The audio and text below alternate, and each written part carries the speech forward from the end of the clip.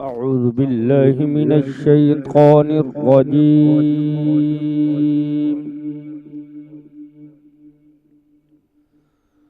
بسم الله الرحمن الرحيم.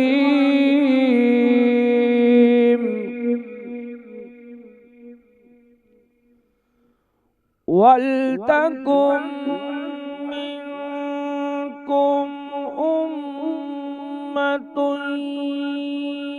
يدعون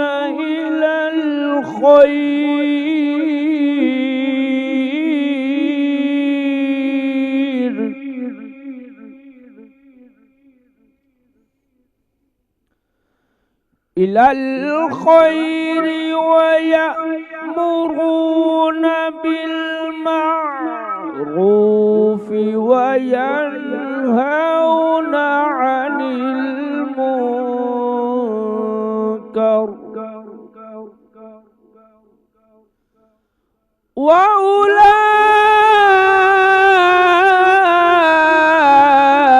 وأولئك هم المفلحون.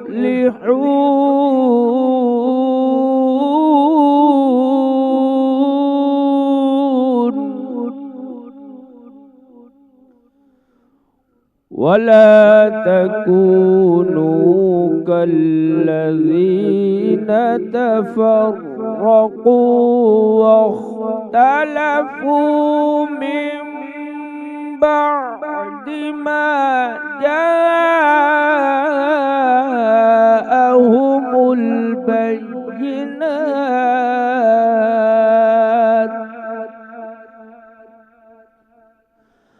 وأولئك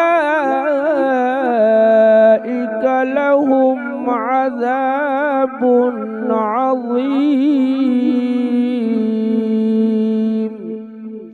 صدق الله العلي العظيم. अल्लाह के नाम से शुरू करता हूँ जो बड़ा मेहरबान और निहायत रहम फरमाने वाला है। और तुम में एक ऐसी जमात होनी चाहिए जो लोगों को नेकी की तरफ बुलाए और अच्छे काम करने का हुक्म दे और बुरे कामों से मना करे। यही वो लोग हैं जो नजात पाने वाले हैं। और उन लोगों की तरह न होना जो मुतफर्रिक हो गए और वाज़े अहकाम आने के बाद एक दूसरे से इख्तिलाफ करने लगे। ये वो लोग हैं जिनको क़यामत के दिन बड़ा अज़ाब होगा। सदक़ल्लाहुल अज़ीम। अस्सलाम वालेकुम नाज़रीन, मरहबा। सहरी नशरियात में मैं हूँ आपके साथ अना साद, और इस तरह से हम दाखिल हो चुके हैं 7वीं सहरी में।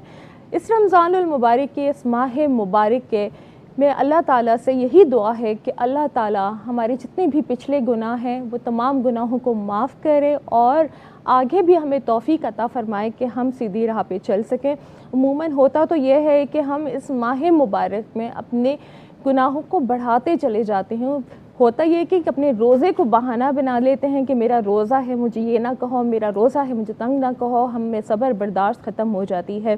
तो अल्लाह ताला से यही दुआ है कि इस माह मुबारक में रहमतें, बरकतें, फ़जीलतें समेटने की हमें तौफ़ीक़ अता फ़रमाए और हमारे पाकिस्तान के हाल पर अपना करम फ़रमाए। जिस तरह से भी ये जो दुश्मन अनासिर हैं इनको नीस्त व नाबूद करे अल्लाह ताला और हमें तरक्की की राह पर गामज़न करे। इसी के साथ ही हम आगे भी चलेंगे। कारी फैसल महमूद वड़ाइच साहब की खूबसूरत किरात के साथ ही इस प्रोग्राम का आगाज़ भी हो चुका है। मैं इनका शुक्रिया अदा करना चाहूँगी। बहुत बहुत शुक्रिया। अस्सलाम वालेकुम। वालेकुम अस्सलाम व रहमतुल्लाह। जनाब, जैसे ही अब ये भी होता है कि हम हर रोज़ अपनी हर सहरी में एक ऐसा मौजू लेकर आते हैं जिससे हमारे माशरे में सुधार पैदा हो सके। तो आज भी हमारी यही कोशिश है कि हम एक ऐसे मौजू पर हमारे उलमा कराम से गुफ्तगू करें ताकि आप और हम सब इससे मुस्तफ़ीद हो सकें। तो आज जो हम बात करने वाले हैं मीडिया के माशरे पर असरात, जाहिर सी बात है कि मीडिया का जब नाम लिया जाता है तो फ़ौरन ही सबसे पहले तो न्यूज़ चैनल नज़र में आने लगते हैं। तो लेकिन मीडिया अगर देखा जाए तो उसमें प्रिंट मीडिया का भी एक अहम रोल होता है और उसके भी बहुत ज़्यादा मस्बत असरात देखे जाते हैं। इलेक्ट्रॉनिक मीडिया की जब बात करें तो इसमें जैसे रेडियो भी है, इसमें फ़िल्म भी है, इसमें ड्रामे भी हैं। ड्रामे भी हमारी ज़िंदगी पे बहुत ज़्यादा असरअंदाज होते हैं कि वो किस तरह के पहलू को ज़्यादा नुमाया कर रहे होते हैं। मगर हमारे मुल्क में इसके 2 अशरे तो आप समझ लीजिए कि हो चुके हैं, शुरुआत हो चुकी है मीडिया की। हमारी ज़िंदगी पे इसका मस्बत या मनफी पहलू ज़्यादा नुमाया है या हम किस तरफ ज़्यादा जो है जा रहे हैं। आजकल तो वैसे ही हर शख्स के हाथ में मोबाइल फ़ोन है और आप अपनी बात को सेकंड्स में दूसरी जगह तक पहुंचा सकते हैं, लेकिन ये भी हमारे लिए फ़ायदेमंद है या नहीं है, आज इसी वाले से गुफ्तगू होगी। मैं सबसे पहले यहाँ पे तारुफ़ करवाना चाहूँगी मुफ्ती मोहम्मद वसीम सादिक बंदगी साहब का। अस्सलाम वालेकुम। वालेकुम अस्सलाम व रहमतुल्लाहि व बरकातुहू। आपका बहुत बहुत शुक्रिया कि आप हमारे साथ मौजूद हैं हमारे इल्म व अमल के सेगमेंट में, और इन्होंने हमारे आज की जो तिलावत कुरान पाक है उनका तर्जुमा भी पेश किया, जज़ाकल्लाह। इन्हीं के साथ मौजूद हैं एक और इल्मी शख्सियत अल्लामा जाफ़िर रज़ा अलवी साहब। अस्सलाम वालेकुम। वालेकुम अस्सलाम व रहमतुल्लाह। बहुत बहुत शुक्रिया आपका भी इस प्रोग्राम में शिरकत के लिए। इनके साथ ही मौजूद है अल्लामा अब्दुल खालिक फरीदी साहब। अस्सलाम वालेकुम। वालेकुम अस्सलाम व रहमतुल्लाहि व बरकातुहू। आप तीनों उलमा किराम का यहाँ पर बहुत बहुत शुक्रिया। इल्म अमल के सेगमेंट में आप लोगों की इजाज़त हो उससे एक और शुक्रिया भी अदा करना चाहूँगी हमारे ट्रांसमिशन को जिसके साथ ताउन किया है, हमारी सहरी नशरियात को, इनका शुक्रिया अदा करूँगी। सबसे पहले कमांडर बिल्डर्स एंड डेवलपर्स का, जिनका स्लोगन है एक नया सवेरा ज़रूर आएगा। फलकनास बिल्डर्स का, रैकेट एंड कोलमैन पाकिस्तान का, कारवान अमीर हमज़ा का शुक्रिया, मलका मसाले का शुक्रिया, QN फ्लेवर्स का शुक्रिया, टैंक और सर्फ एक्सल ने भी हमारे साथ ताउन किया है। इसके साथ ही Black Cat perfume talcum powder का शुक्रिया, और Dhamtal sweets and Nimko Maroof sweets and bakers की जानिब से भी हमारे मेहमानों को गिफ्ट हैम्पर्स दिए जाएंगे। इसी के साथ ही आगे बढ़ते हुए आज जो हम सवालात शामिल करेंगे, बात सबसे पहले तो यही आ जाती है कि मीडिया हमारे नज़र में सिर्फ़ और सिर्फ ब्रेकिंग न्यूज़, करंट अफेयर्स, ये सारी चीज़ें हैं। तो क्या प्राइवेट मीडिया की लाइव नशरियात और ब्रेकिंग न्यूज़ से हमारा मुआशरा तब्दीली की तरफ गामज़न है? मुफ्ती साहब, सबसे पहला सवाल आपकी तरफ। अऊज़ु बिल्लाहि मिनश शैतानिर रजीम, बिस्मिल्लाहिर रहमानिर रहीम। या अय्युहल्लज़ीना आमनू इज़ा जाअकुम फासिकुम बिनबइन फतबय्यनू अन तुसीबू कौमम बिजहाला फतुस्बिहू अला मा फ़अलतुम नादिमीन। सदक़ल्लाहुल अज़ीम। देखिए, मीडिया की हकीकत से इनकार नहीं किया जा सकता है। इस वक्त मीडिया जो है वो समझ लें कि हमारी ज़रूरत भी बन चुका है, और मीडिया इस वक्त समझ लें हमारे पूरे माशरे को कंट्रोल भी कर रहा है जी। कोई भी चीज़ जब आती है उसके कुछ पहलू मुस्बत होते हैं और कुछ मनफी होते हैं। कुछ चीज़ें ऐसी भी होती हैं जो सिर्फ़ और सिर्फ नुकसानदेह ही होती हैं, और कुछ ऐसी होती हैं जिसके अंदर फ़ायदे भी होते हैं जी। अब बात ये होती है कि जब भी कोई चीज़ आपके पास आएगी तो उसका इस्तेमाल आप बज़ाते ख़ुद कैसे करते हैं जी। चाहे वो एक फ़र्द कर रहा हो या एक इदारा कर रहा हो या फिर बाकायदा पूरी एक रियासत कर रही हो जी। यानी ये ज़िम्मेदारी उस फ़र्द पर या उस इदारे पर या उस रियासत पर आती है कि वो किस अंदाज से किसी चीज़ को चलाते हैं। सही। अभी फ़िल वक्त अगर हम देखते हैं तो पाकिस्तान के अंदर इस वक्त अगर हम बात करें तकरीबन 87% यानी 87% लोग ऐसे हैं जिनके पास मीडिया की सहूलत मौजूद है, यानी आगाही, उनके पास इंटरनेट या दीगर ज़राए अबलाग मौजूद हैं जिससे वो मीडिया तक उनकी रसाई और वो देखते हैं। सिर्फ 13% लोग हैं जिनके पास ये सहूलत नहीं है। तो इसका मतलब ये हुआ कि हमारी अक्सरियत जो है वो मीडिया से टच है। अच्छा, अब मीडिया पर ब्रेकिंग न्यूज़ चल रही है या कुछ भी जो भी चल रहा है उसके बराह रास्त असरात लोगों पर जाते हैं। पहली जिम्मेदारी खुद मीडिया पर है कि मीडिया अपने इस प्लेटफॉर्म को कैसे इस्तेमाल कर रहा है। जी। क्योंकि अगर मीडिया का काम फ़कत जो है उससे पैसे कमाना, कंपटीशन का माहौल बनाना, जी जी, अपने आप को ऊपर लेकर आना, रेटिंग करना, कता नज़र इसके कि उस पर चलाए जाने वाली ख़बर या प्रोग्राम जी, आया उसके माशरे पर मुस्बत या मनफी किस तरीके से वो जो असरअंदाज होगा, उससे कता नज़र अगर काम करेंगे तो इसका मतलब ये होगा कि आप महज अपने चैनल के मफाद के लिए काम करते हैं, आप मुआशरे के सुधार के लिए मुआशरे नहीं। को सुधारने के लिए या उस कौम की कोई तरबियत करने के लिए या आप फ़ायदा कोई काम पहुंचाने नहीं के लिए कर काम नहीं कर रहे। तो हम एक इदारे को या उस मीडिया को या उस फ़र्द को ये ख़ुद अपनी ज़िम्मेदारी समझनी होगी कि भाई मुझे किस अंदाज से काम करना है। जी बिल्कुल। अच्छा, मीडिया ये समझता है शायद कि हम बिल्कुल आज़ाद हैं, बल्कि मीडिया ये समझता है कि भाई हमारे पास तो खबर आई है, हमने उसको चलाना है, हमें वो खबर आगे बिल्कुल। ब्रेक करनी है, बगैर सोचे समझे कि जी। वो किस तरह से मुआशरे पर असर डाल सकती है। असर डाल सकती है। और फिर ये भी कि उसके अंदर आया वो पूरी तहकीक कि वो सच्चाई पर मबनी है भी या नहीं, या महज क़यास आराई पर मबनी है। मैंने कुरान पाक की एक आयत पढ़ी है, दीन इस्लाम ने बड़ी हर हवाले से हमारी रहनुमाई की है। नबी अलैहिस्सलाम के ज़माने में एक वाक़या हो गया, अब ये ख़बर का ये इसको आप जो है वो न्यूज़ समझ सकते हैं। जी। नबी अलैहिस्सलाम ने एक सहाबी थे, एक साहब थे, उनको भेजा कबीला बनु मुस्तलक के अंदर ज़कात जमा करने के लिए। मुफ्ती साहब, मैं ये चाह रही हूँ कि ये हम मुस्तकिल ये जो वाक़ये का जिक्र हो तो बीच में इंटरप्ट ना हो, क्योंकि ब्रेक का भी वक्त आ चुका है। तो ब्रेक से जब हम दोबारा आएंगे तो इंशाल्लाह इस वाक़ये का ज़रूर जिक्र करेंगे और आप हमारे साथ रहेंगे। मीडिया के मुआशरे पर असरात के हवाले से गुफ्तगू होगी, लेकिन ब्रेक के बाद।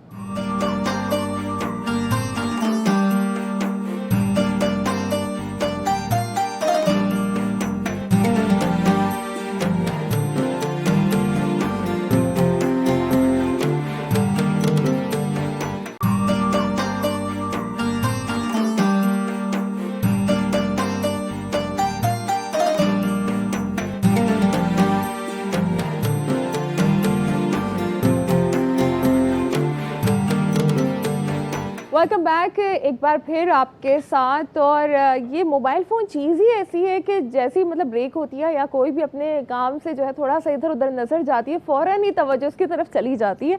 अब आजकल एक ये दौर भी हो गया है कि टिकटॉकर्स जो अब सब जानते हैं कि उनका दौर है और चंद ही मिनट्स के अंदर उनकी वीडियो वायरल हो जाती है और पता ही नहीं चलता कि कहाँ से ये उठ कर आए थे और कहाँ के ये हीरो बन जाते हैं।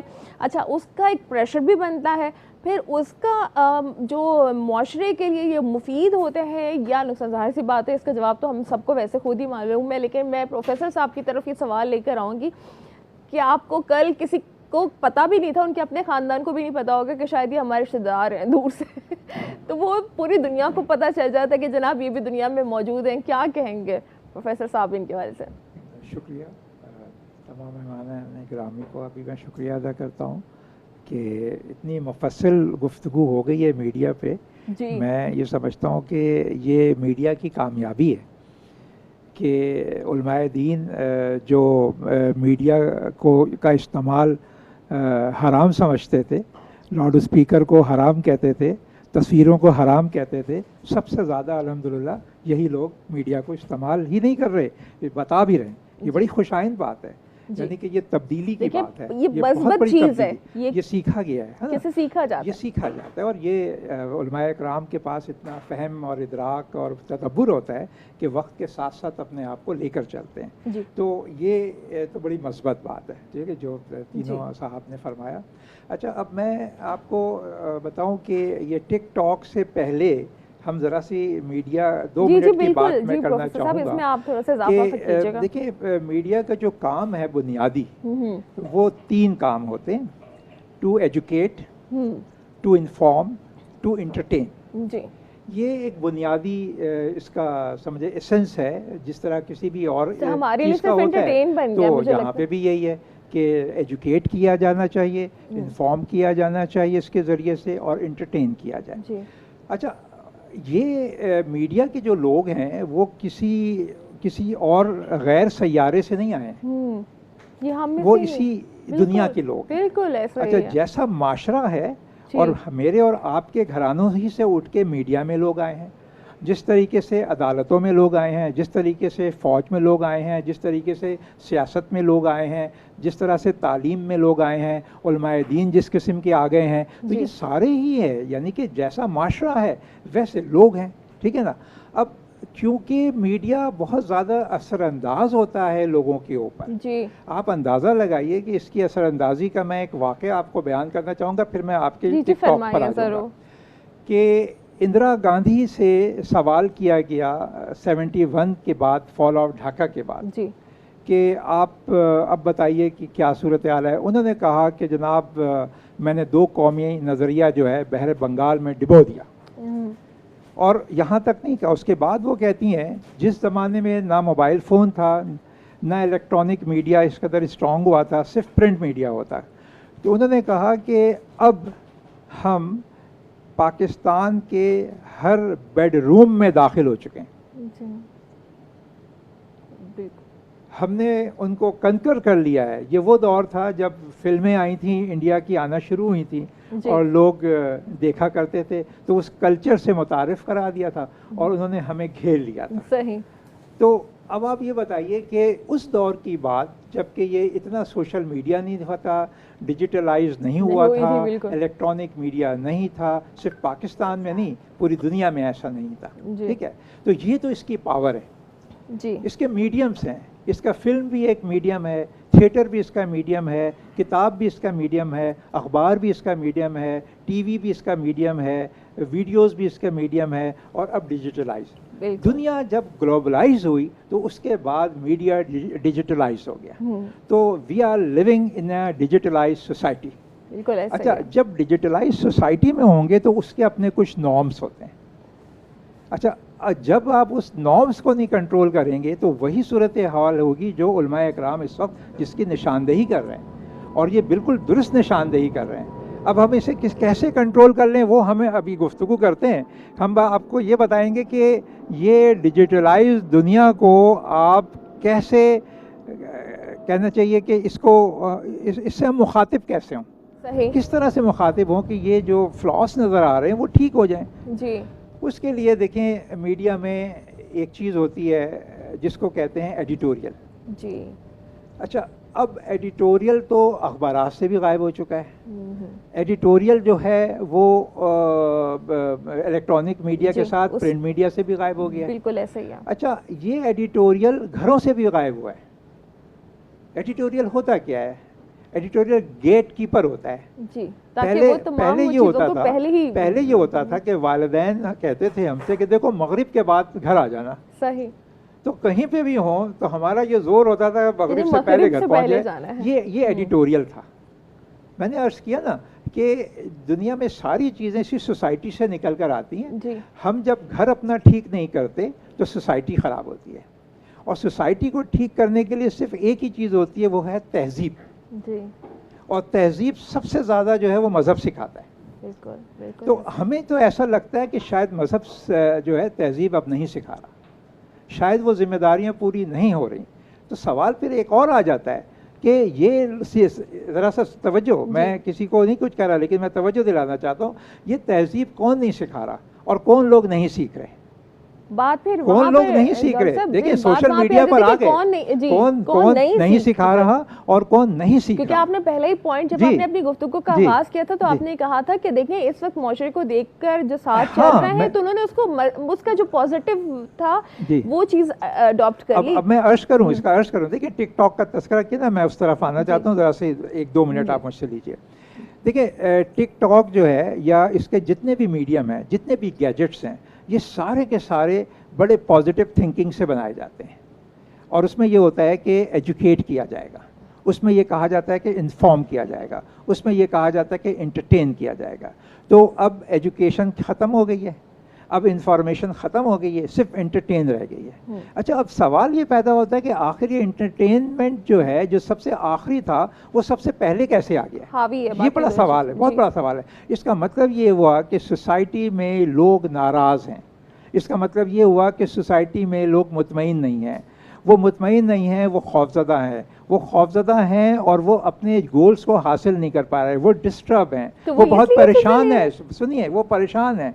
अब जब लोग परेशान होते हैं, आपके पास कोई आता है परेशान आदमी, तो आप उसकी परेशानी कैसे दूर करती हैं? आप उसे पानी पेश करती हैं, आप उससे कोई हंसी मजाक की बात करती हैं कि यार ये ज़रा सा नॉर्मल हो जाए, तो फिर तो वो सारे लोग इस सोसाइटी को नॉर्मलाइज कर रहे हैं। अच्छा। नॉर्मलाइज कर रहे हैं, लेकिन कौन लोग नॉर्मलाइज कर रहे हैं? जो खुद नॉर्मल नहीं है।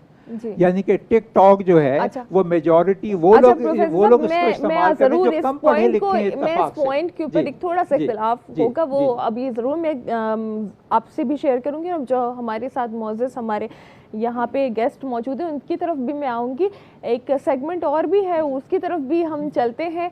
और मरहबा किचन, जहाँ पे शेफ़ सबीन मौजूद हैं और वो बताएंगे कि आज किचन में क्या बन रहा है। अस्सलाम वालेकुम। वालेकुम अस्सलाम। जी सबीन, कैसे हैं आप? ठीक? मैं बिल्कुल ठीक, अल्लाह का शुक्र। आज की हमारी जो रेसिपी है, हम गलावट का कीमा बना रहे हैं। ओके। ठीक है, उसमें हम जो मसाला इस्तेमाल करेंगे वो सीख कबाब मसाला है, जो हमारे पास मलिका वालों का मौजूद है। आप चाहें तो उसमें बिहारी बोटी का भी मसाला इस्तेमाल कर सकते हैं। ज़रूरी नहीं है कि आप उस मसाले से या उस कीमे से आप सीखों पे ही उसको पकाएं। आप उसको आराम से घर में पतीली में भी पका सकते हैं। इसकी मैरिनेशन, इसमें हमने मसाला शामिल किया है 1 किलो पैकेट का, मतलब हमारे पास जो 1 पैकेट है, 1 किलो मसाले में, 1 किलो कीमे में हमने वो मसाला शामिल किया है। इसके साथ ही हम इसमें लहसुन और अदरक का दोनों का पेस्ट शामिल करेंगे। ठीक है, 1-1 चम्मच। और यहाँ पे लेंगे हम थोड़ा सा लहसुन का पेस्ट। अच्छा, इसमें है ना, मैंने जो है हमारे पास जो एक और ब्रांड मौजूद है, साथ में हमारे पास ये QNN फ्लेवर। QNN फ्लेवर बहुत अच्छी थी, आपने कल बताया था कि सॉसेस और जी, इसका हमारे पास जो है पपीते का पेस्ट है, जो हमने इसमें शामिल कर लिया था ताकि वो जल्दी टेंडर हो जाए। हाँ, और उसको हमने तकरीबन 1 चम्मच के करीब वो शामिल किया था। साथ में हम इसमें ऑयल शामिल करेंगे तकरीबन ½ कप के करीब। ओके। ठीक है।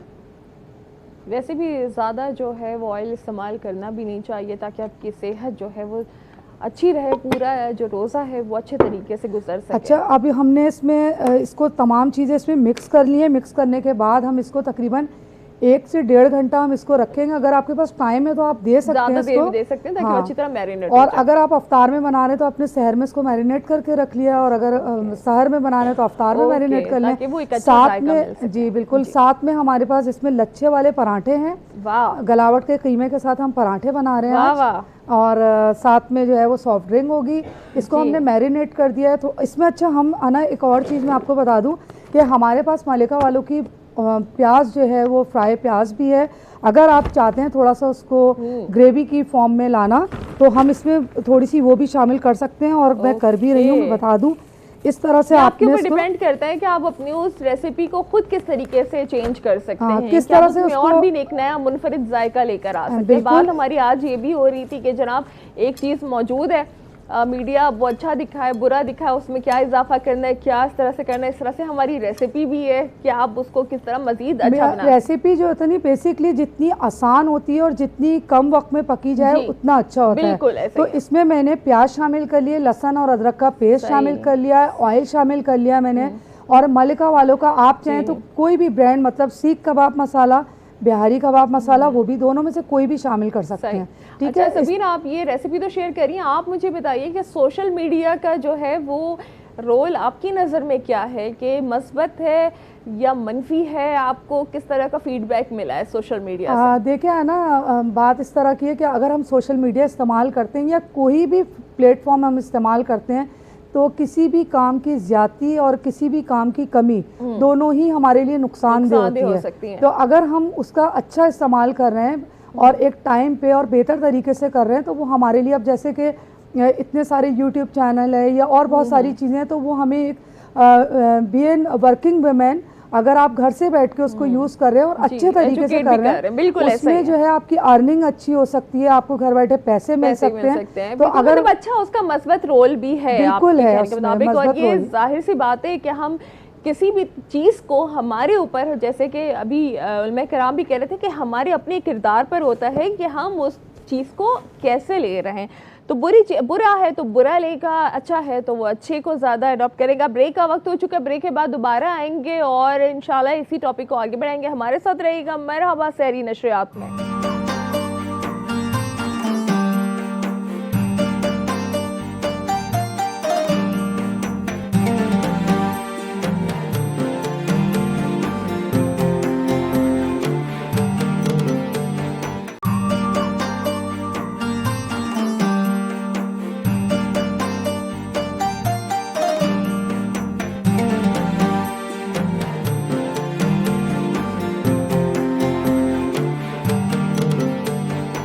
मरहबा सहरी नशरियात में आपके साथ। और जनाब वक्त हुआ जाता है कि ये सेगमेंट कौन बनेगा सच की आवाज़ में हम आज की सच की आवाज़ आगे जाने वाली कौन सी है वो बताएंगे आपको। तो जजेस का जो फैसला है वो यहाँ पर आ चुका है। तो 5 नातख़्वां जिनमें से 2 आवाज़ें आगे जा रही हैं और उन 2 खुश नसीबों का मैं यहाँ पे नाम लेना चाहूँगी, मोहम्मद हुसनैन और समीर। आप दोनों को बहुत बहुत मुबारक हो।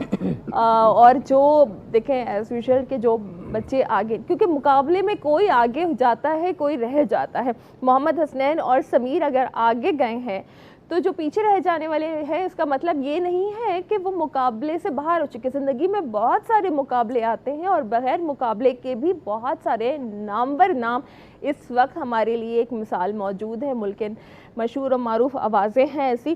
तो आप लोगों ने दिल बिल्कुल छोटा नहीं करना। और इसी के साथ ही मैं अपने तमाम जजेस का बहुत शुक्रिया अदा करना चाहूँगी कि आप लोग हमारे साथ रहे। इसके साथ साथ हमारे तमाम स्पॉन्सर्स का भी बहुत शुक्रिया, इस बात के साथ कि अपना बहुत ज़्यादा ख्याल रखेंगे और उसके साथ साथ दूसरों का ख्याल रखें। ये माह मुबारक हमें जिस बात का दर्स देता है हमें वो हमेशा ज़हन नशीन कर लेनी चाहिए। हम इस महीने में सबसे ज़्यादा चिड़चिड़े हो जाते हैं और सिर्फ एक रोज़े को बहाना बनाकर बात करते हैं कि हमारा रोज़ा है तो दूर रहो और बात ना करो। यही तो वक्त है कि आपने अपने आप को सुधारना है। और इसी बात के साथ इजाज़त लेने का वक्त आ गया। अपनी मेज़बान अना साद को इजाज़त दीजिए।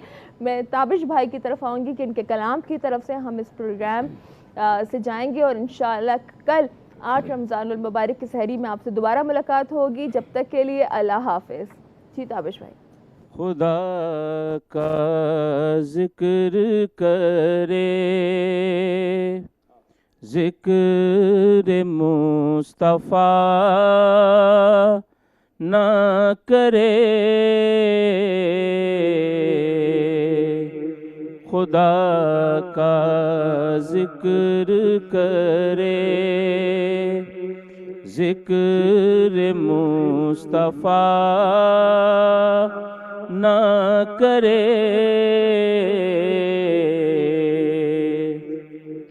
हमारे मुँह में हो ऐसी ज़ुबान खुदा ना करे। दरे रसूल पे ऐसा कभी नहीं देखा, दरे रसूल पे ऐसा कभी नहीं देखा। कोई सवाल करे और वो अता न करे।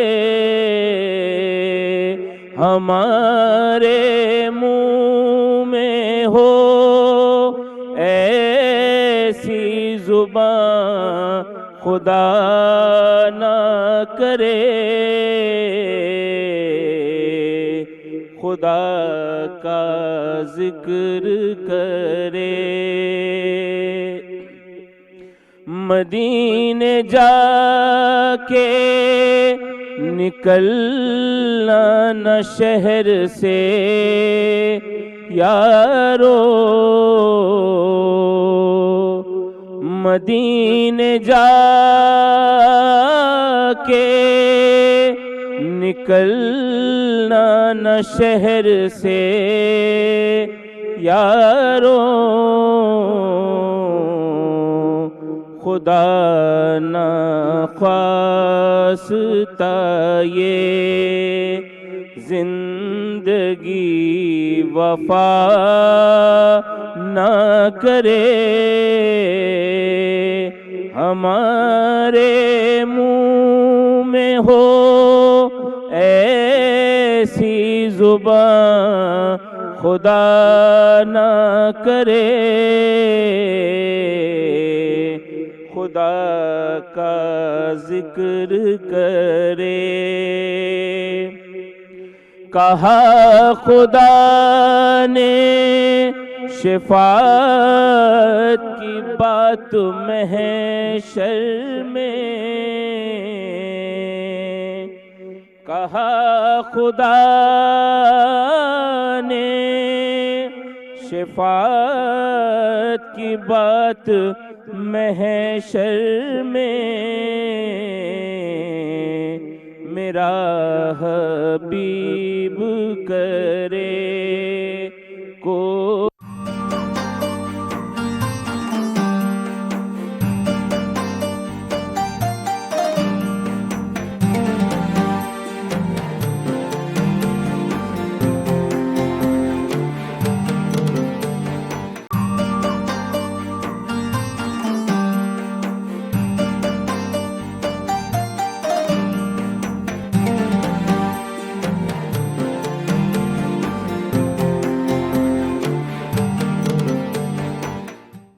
Welcome back. एक बार फिर आपके साथ मरहबा सहरी नशरियात में कौन बनेगा सच की आवाज़। और वक्त ज़ाया किए बगैर मैं चलूँगी अपने तीसरे नाथवा की तरफ। हमारे साथ मौजूद है मोहम्मद नबील कादरी जी, बिस्मिल्लाह कीजिए।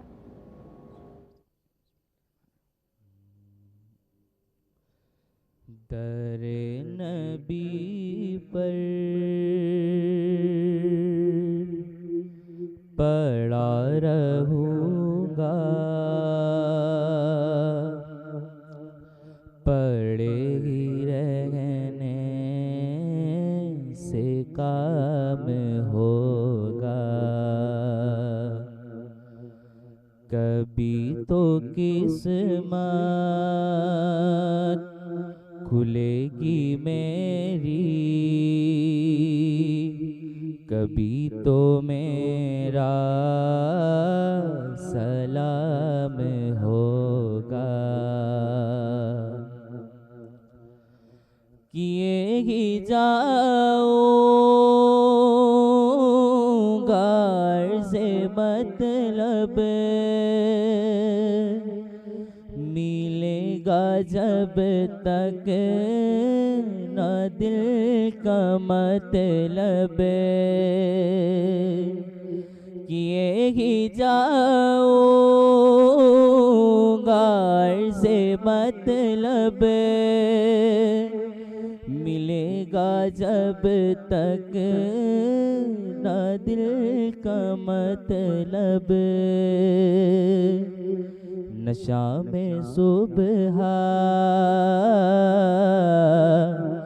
नशा में मतलब की सुबह होगी, ना ये फसाना तमाम होगा। दरे नबी पर पड़ा रहूँगा, पड़े ही रहने से काम होगा। जज़ाकल्लाह, माशाअल्लाह माशाअल्लाह। 3 को तो आप सुन चुके हैं। एक जो है नाथवा रहते हैं, राय इस हवाले से नहीं लूँगी कि कौन अच्छा पढ़ रहा है कौन अच्छा नहीं पढ़ रहा।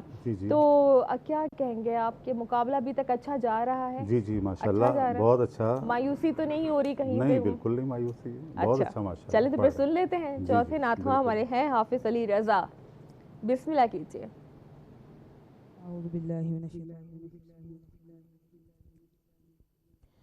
बहरे जान फिजा तुम हो, नसीम गुलसितां तुम हो,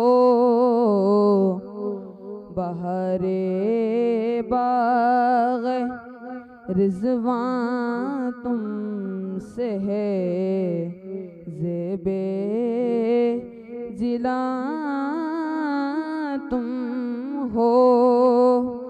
खुदा की सल्तनत का दो जहां मैं कौन दूल्हा है,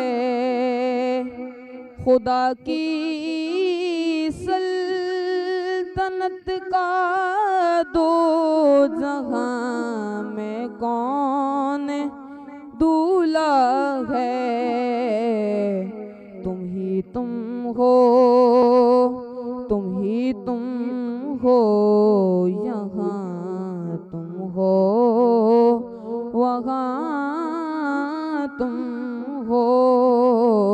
तुम ही तुम हो, तुम ही तुम हो, यहाँ तुम हो, वहाँ तुम हो।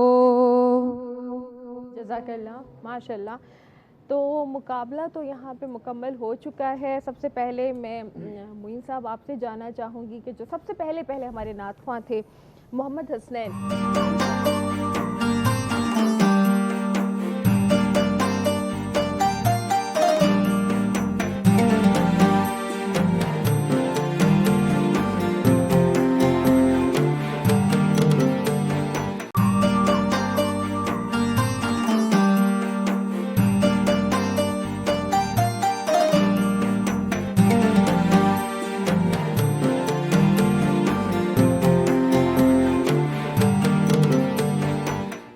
वेलकम बैक, मरहबा सहरी नशरियात। और हमारा आज का टॉपिक जिस पर हमारे उलमा किराम, हमारे मौजूद गेस्ट हमारे साथ मौजूद हैं, मीडिया के माशरे पर असरात।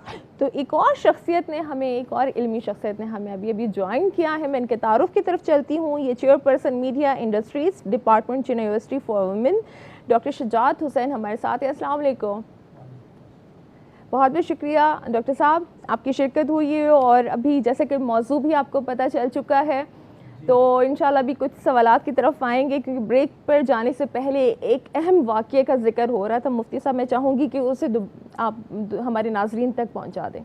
जी जी मैं इसी पस मंज़र में बात कर रहा था कि कोई भी ख़बर ब्रेक करने से पहले, कोई भी न्यूज़ देने से पहले उसकी तस्दीक करना और उसके सदाकत पर मबनी होने के हवाले से हक़ाइक़ को जानना जी, और उसके बाद फिर उसको आगे देना। इस हवाले से इस्लाम ने ये तरबियत की है कि नबी अलैहि सलाम के ज़माने में एक वाक़या पेश आ गया कि एक साहब को कबीला बनु मुस्तलक के अंदर भेजा गया कि आप वहाँ जाएं और वहाँ से ज़कात जमा करके ले आएँ।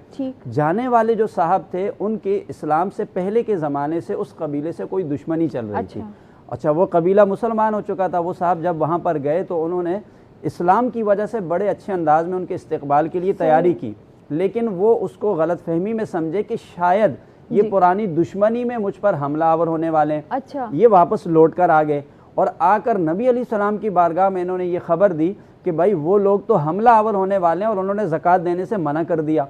आप अलैहि सलाम ने इस मामले की तस्दीक के लिए हज़रत खालिद बिन वलीद रज़ी अल्लाह ताला अन्हु को भेजा, साथ में कुछ और असहाब भेजे। अच्छा, यहाँ पर कुरान की एक आयत नाजिल हुई सूरह हुजुरात के अंदर, फरमाया या अय्युहल्लज़ीना आमनू इज़ा जाअकुम फासिकुम बिना बाइन, कहा ए ईमान वालो, जब तुम्हारे पास कोई फासिक शख्स कोई खबर लेकर आए तो फतबय्यनू, पहले उसकी तस्दीक करो।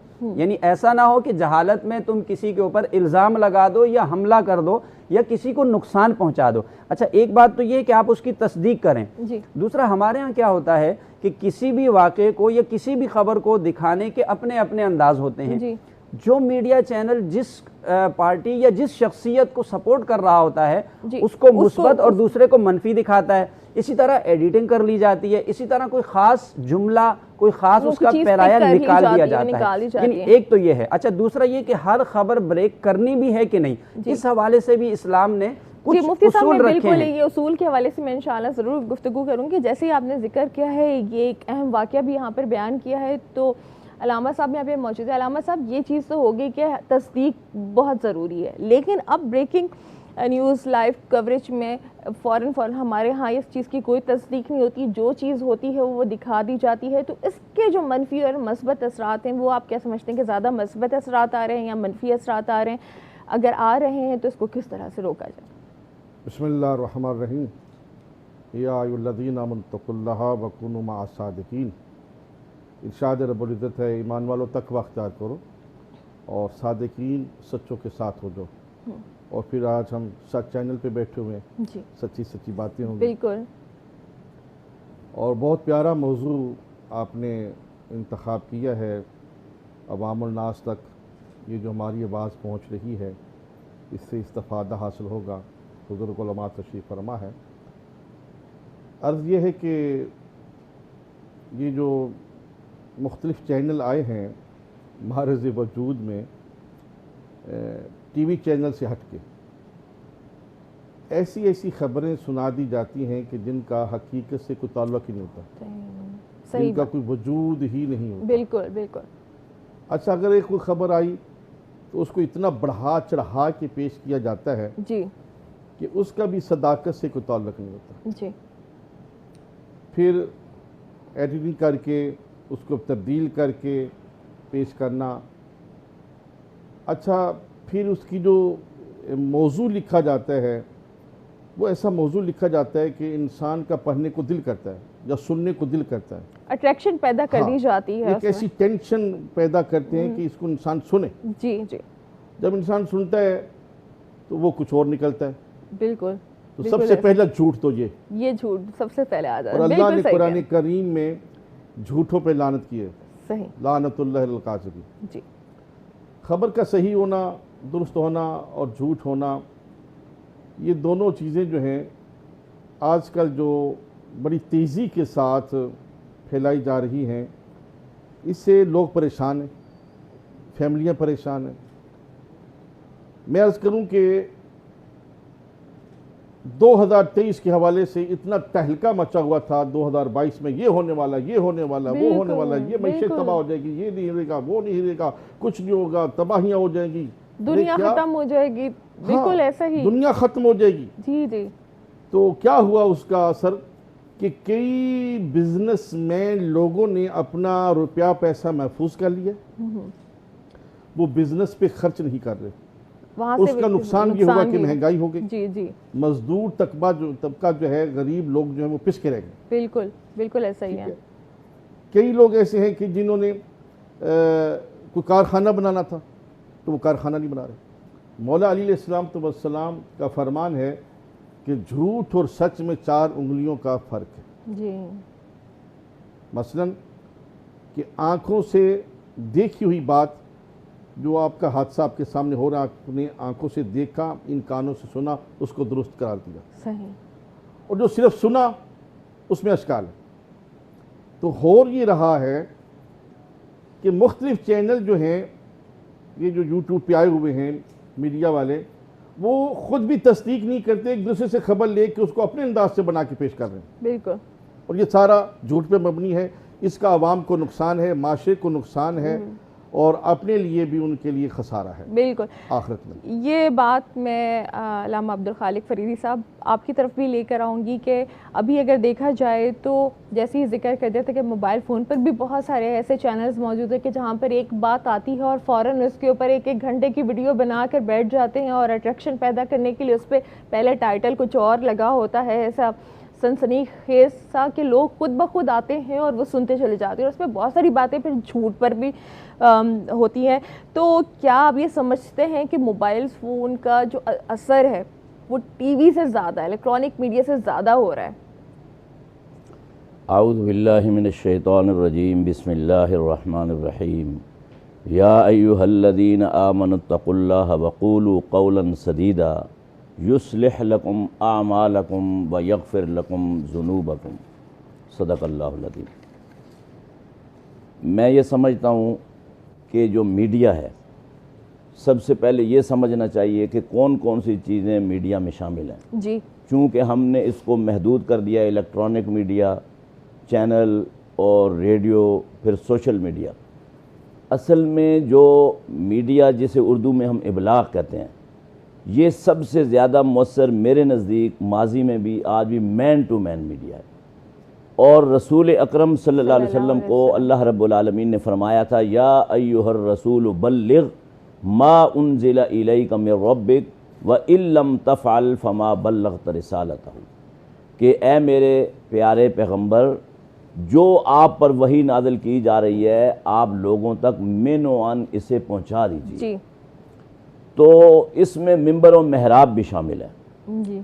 अब ये सवाल है कि मोबाइल के फ़ोन के असरात कितने हैं, फलांग कितने हैं। तो मैं ये समझता हूँ कि जो सोशल मीडिया जी, जिसको हम मोबाइल फ़ोन से हैंडल कर रहे हैं, चला रहे हैं, उसके असरात बहुत ज़्यादा हैं इलेक्ट्रॉनिक मीडिया से, प्रिंट मीडिया से। अभी एक गुज़श्ता साल 15 नवंबर 2022 की एक तहकीक सामने आई है, एक सर्वे है एक शुमारियाती इदारे का। वो ये कहते हैं कि 57% लोग सोशल मीडिया को इस्तेमाल करते हैं और 16 बरस से लेकर 70 बरस तक के जो लोग हैं वो कम से कम 2 घंटे 24 मिनट ये इस यानी सोशल मीडिया पर गुजारते होते हैं। बिल्कुल।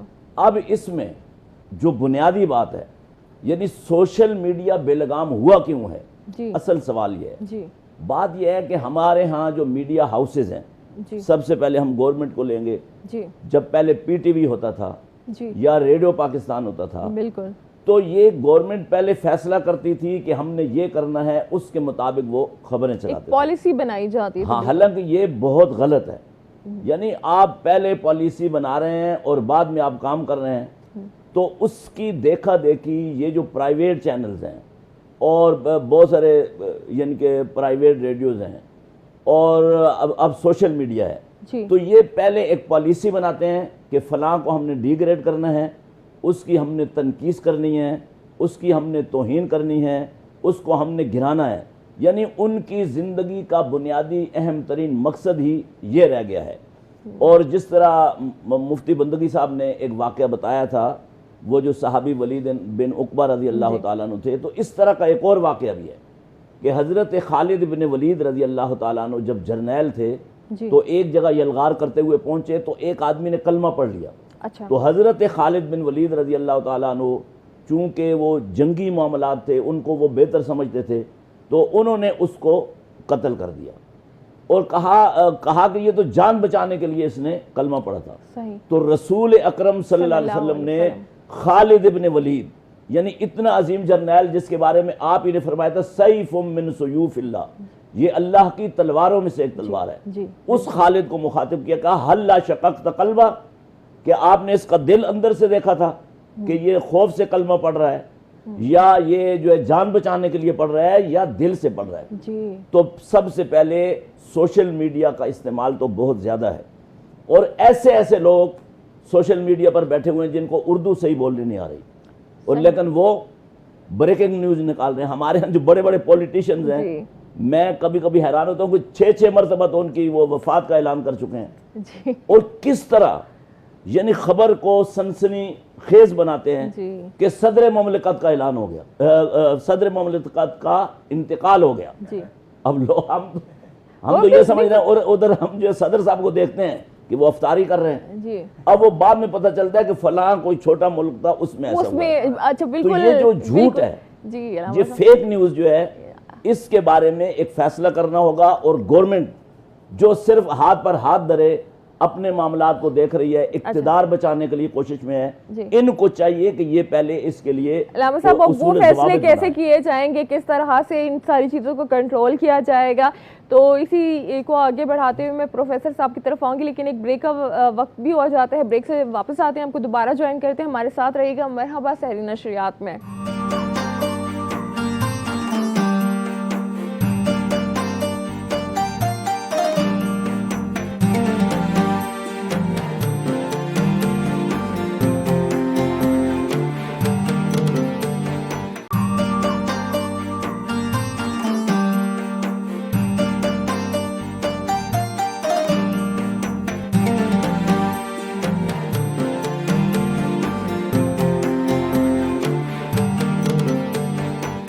मरहबा सहरी नशियात में एक बार फिर खुश आमदीद। और जनाब, आज जो बात हो रही है मीडिया के असरात क्या है और जैसे कि बड़ी बहस हमारी जो है ब्रेक में भी चल रही थी, तो उसके लिए मेरा ख्याल है कि ये जो दौरानिया ये काम है 4-5 दिन पर भी इस पर बात होती रहे तो कम पड़ जाएगा टाइम, लेकिन हमारे पास जाहिर सी बात है कि बहुत सारे ऐसे मौजू और भी होते हैं कि जो आप लोगों के लिए भी फ़ायदेमंद साबित होते हैं। तो आज जब हम बात कर रहे हैं कि ये क्लिप्स वायरल हो जाते हैं, ये ब्रेकिंग न्यूज़ आती है, ये लाइव कवरेज हो रही है, ये कोई सदाकत जिसमें होती नहीं वो बात भी फैल जाती है और फिर पता चलता है कि ऐसा तो कुछ था नहीं। प्रोफेसर साहब ने अभी ब्रेक पर जाने से पहले एक बात की थी कि लोग बहुत परेशान हैं, बहुत ज़्यादा इस वक्त जो मौजूदा दौर है उसमें अफरत तफरी है, इंतशार है, तो उसकी वजह से अपसेट है, इसलिए वो ऐसी चीज़ों को ज़रा जल्दी अडॉप्ट कर लेते हैं। तो ये सवाल मैं मुफ्ती साहब की तरफ लेकर आना चाहूँगी कि मुफ्ती साहब, क्या सिर्फ मनफी चीज़ें ही हम अडॉप्ट कर सकते हैं, मनफी चीज़ों की तरफ ही हम माइल हो सकते हैं, हम अच्छी चीज़ों को क्यों नहीं देख रहे? देखिए, इसके लिए बहुत ज़रूरी है कि जिस तरह अभी चाहे वो सोशल मीडिया हो, बल्कि सोशल मीडिया का इस्तेमाल तो बहुत ज़्यादा है, और जिस तरह इसकी यलगार हम माशरे में देख रहे हैं, तो इसके लिए बहुत ज़रूरी है कि अब हम इसको बाकायदा जो है वो अपने सिलेबस के अंदर शामिल कर लें। किस तौर पर कर लें? इसको सिखाने के लिए कि हमने सोशल मीडिया को इस्तेमाल कैसे करना है। ये अब वक्त की ज़रूरत बन चुका है कि हम अपने सिलेबस में इसको डालें, बाकायदा लोगों को एजुकेट किया जाए, उनको सिखाया जाए कि आपने इसको किस अंदाज से इस्तेमाल करना है, इसकी कौन सी चीज़ आपके लिए मुस्बत है, कौन सी मनफी है। फॉर एग्ज़ाम्पल आप देखें, क्योंकि ये तो हमारे फ़ायदे के लिए था, लेकिन अब हमारा अपना इस्तेमाल है ना, किसके हाथ में आ गया। मिसाल के तौर पर एक गन है, अगर ये गन आपने एक गार्ड के हाथ में दी है तो वो उससे हिफाजत कर रहा है, लेकिन अगर यही गन आप उठाकर एक कातिल को दे देते हैं तो वो किसी को कत्ल कर रहा है। ये जो सोशल मीडिया है हमारा, ये हमारे पास जो मोबाइल आ गया है, कोई भी प्लेटफॉर्म मीडिया का है, ये हमारे पास आया है। अब उसको देखना है कि वो इस्तेमाल करने वाला शख्स कैसा है। अगर वो उसका इस्तेमाल उसने सीखा है और उसे पता है वो ख़ुद तहजीब याफ्ता शख्स है और वो एक ज़िम्मेदार शख्स है, तो वो उसका इस्तेमाल मुस्बत ही करेगा और उससे लोगों को एजुकेट करेगा, उससे लोगों को फ़ायदा पहुंचाएगा। लेकिन अगर वो शख्स ख़ुद गैर तरबियत याफ्ता, गैर ज़िम्मेदार शख्स है, तो फिर वो उसका इस्तेमाल मनफी ही करेगा। इसलिए अब ज़रूरी हो गया कि हम इसको सिलेबस के अंदर लेकर आ जाएं।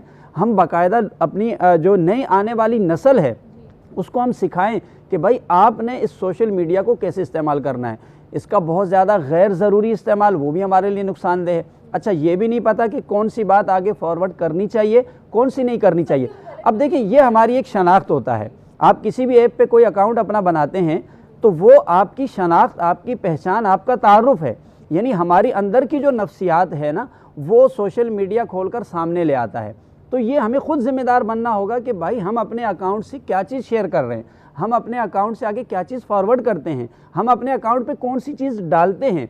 तो उसके लिए मेरा मशवरा ये है कि हमें अपने निसाब में इसको बाकायदा शामिल कर लेना चाहिए।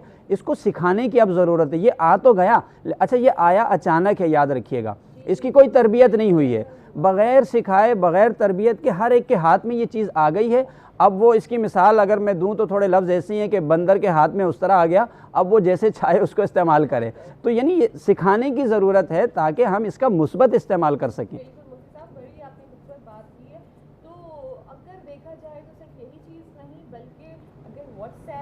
और इसी के साथ आप क्या इजाफा करेंगे? बिस्मिल्लाहिर्रहमानिर्रहीम।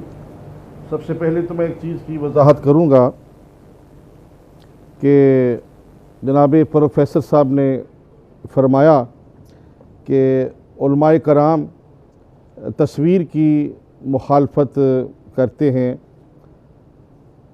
इस्लाम हर तस्वीर की मुखालफत नहीं करता। जो तस्वीर बेहयाई फैलाती है, जो तस्वीर उरियानी फैलाती है, हमारा दीन इस्लाम उसकी मुखालफत करता है। हम हर तस्वीर की मुखालफत नहीं करते। देखें, जैसे कि ये सच चैनल है, अब सच चैनल में जितनी भी ख़वातीन हमारी बहनें बेटियां आती हैं, पूरे इस्लामी हिजाब के साथ तशरीफ़ लाती हैं। और सच चैनल के जितने भी ड्रामे हैं, हम फैमिली के साथ, बच्चों के साथ, बेटियों के साथ, वाइफ के साथ बैठ के देखते हैं। इस्लामी हिजाब के साथ ये प्रोग्राम मुरतब किए जा रहे हैं सच चैनल में। तो इस्लाम जो है वो मैंने अर्ज़ किया कि हर चीज़ का मुखालिफ नहीं है, उसकी हदूद व क़यूद हैं। अब इसी मोबाइल की जो दुनिया है, मोबाइल का जो मीडिया है, इसमें कुरान मजीद भी है, इसमें अहादीस की भी तालीम है, तफसीर भी पढ़ाई जा रही है और नमाज सिखाई जा रही है, इसमें फ़िक़्ह समझाई जा रही है, इसमें हत्ता कि हर मकतब का इस पे प्रोफेसर, लेक्चरार, आलिम दीन, मुफ्ती तशरीफ़ फरमा है और वो लेक्चर दे रहे हैं। अब इस्तेमाल जो है वो इस्तेमाल गलत हो रहा है कि उसको इस्तेमाल कैसे किया जाए। जैसे कि डॉक्टर साहब फरमा रहे थे कि हमारे वालिदैन फरमाया करते थे बेटा मगरिब से पहले घर आ जाना, तो हम मगरिब से पहले घर आ जाते थे। सही। तो आज के वालिदैन कहाँ हैं कि जब तन्हाई के कमरे में बेटी या बेटा मोबाइल चला रहा होता है, मोबाइल यूज कर तो वो कहाँ है? तो वो वालिदैन खुद भी अपने अपने करने में मोबाइल को यूज कर रहे हैं। बिल्कुल, उनके पास वक्त तो ही अब नहीं। तरबियत कौन करे? सही बात है। बेहयाई से कौन बचाए?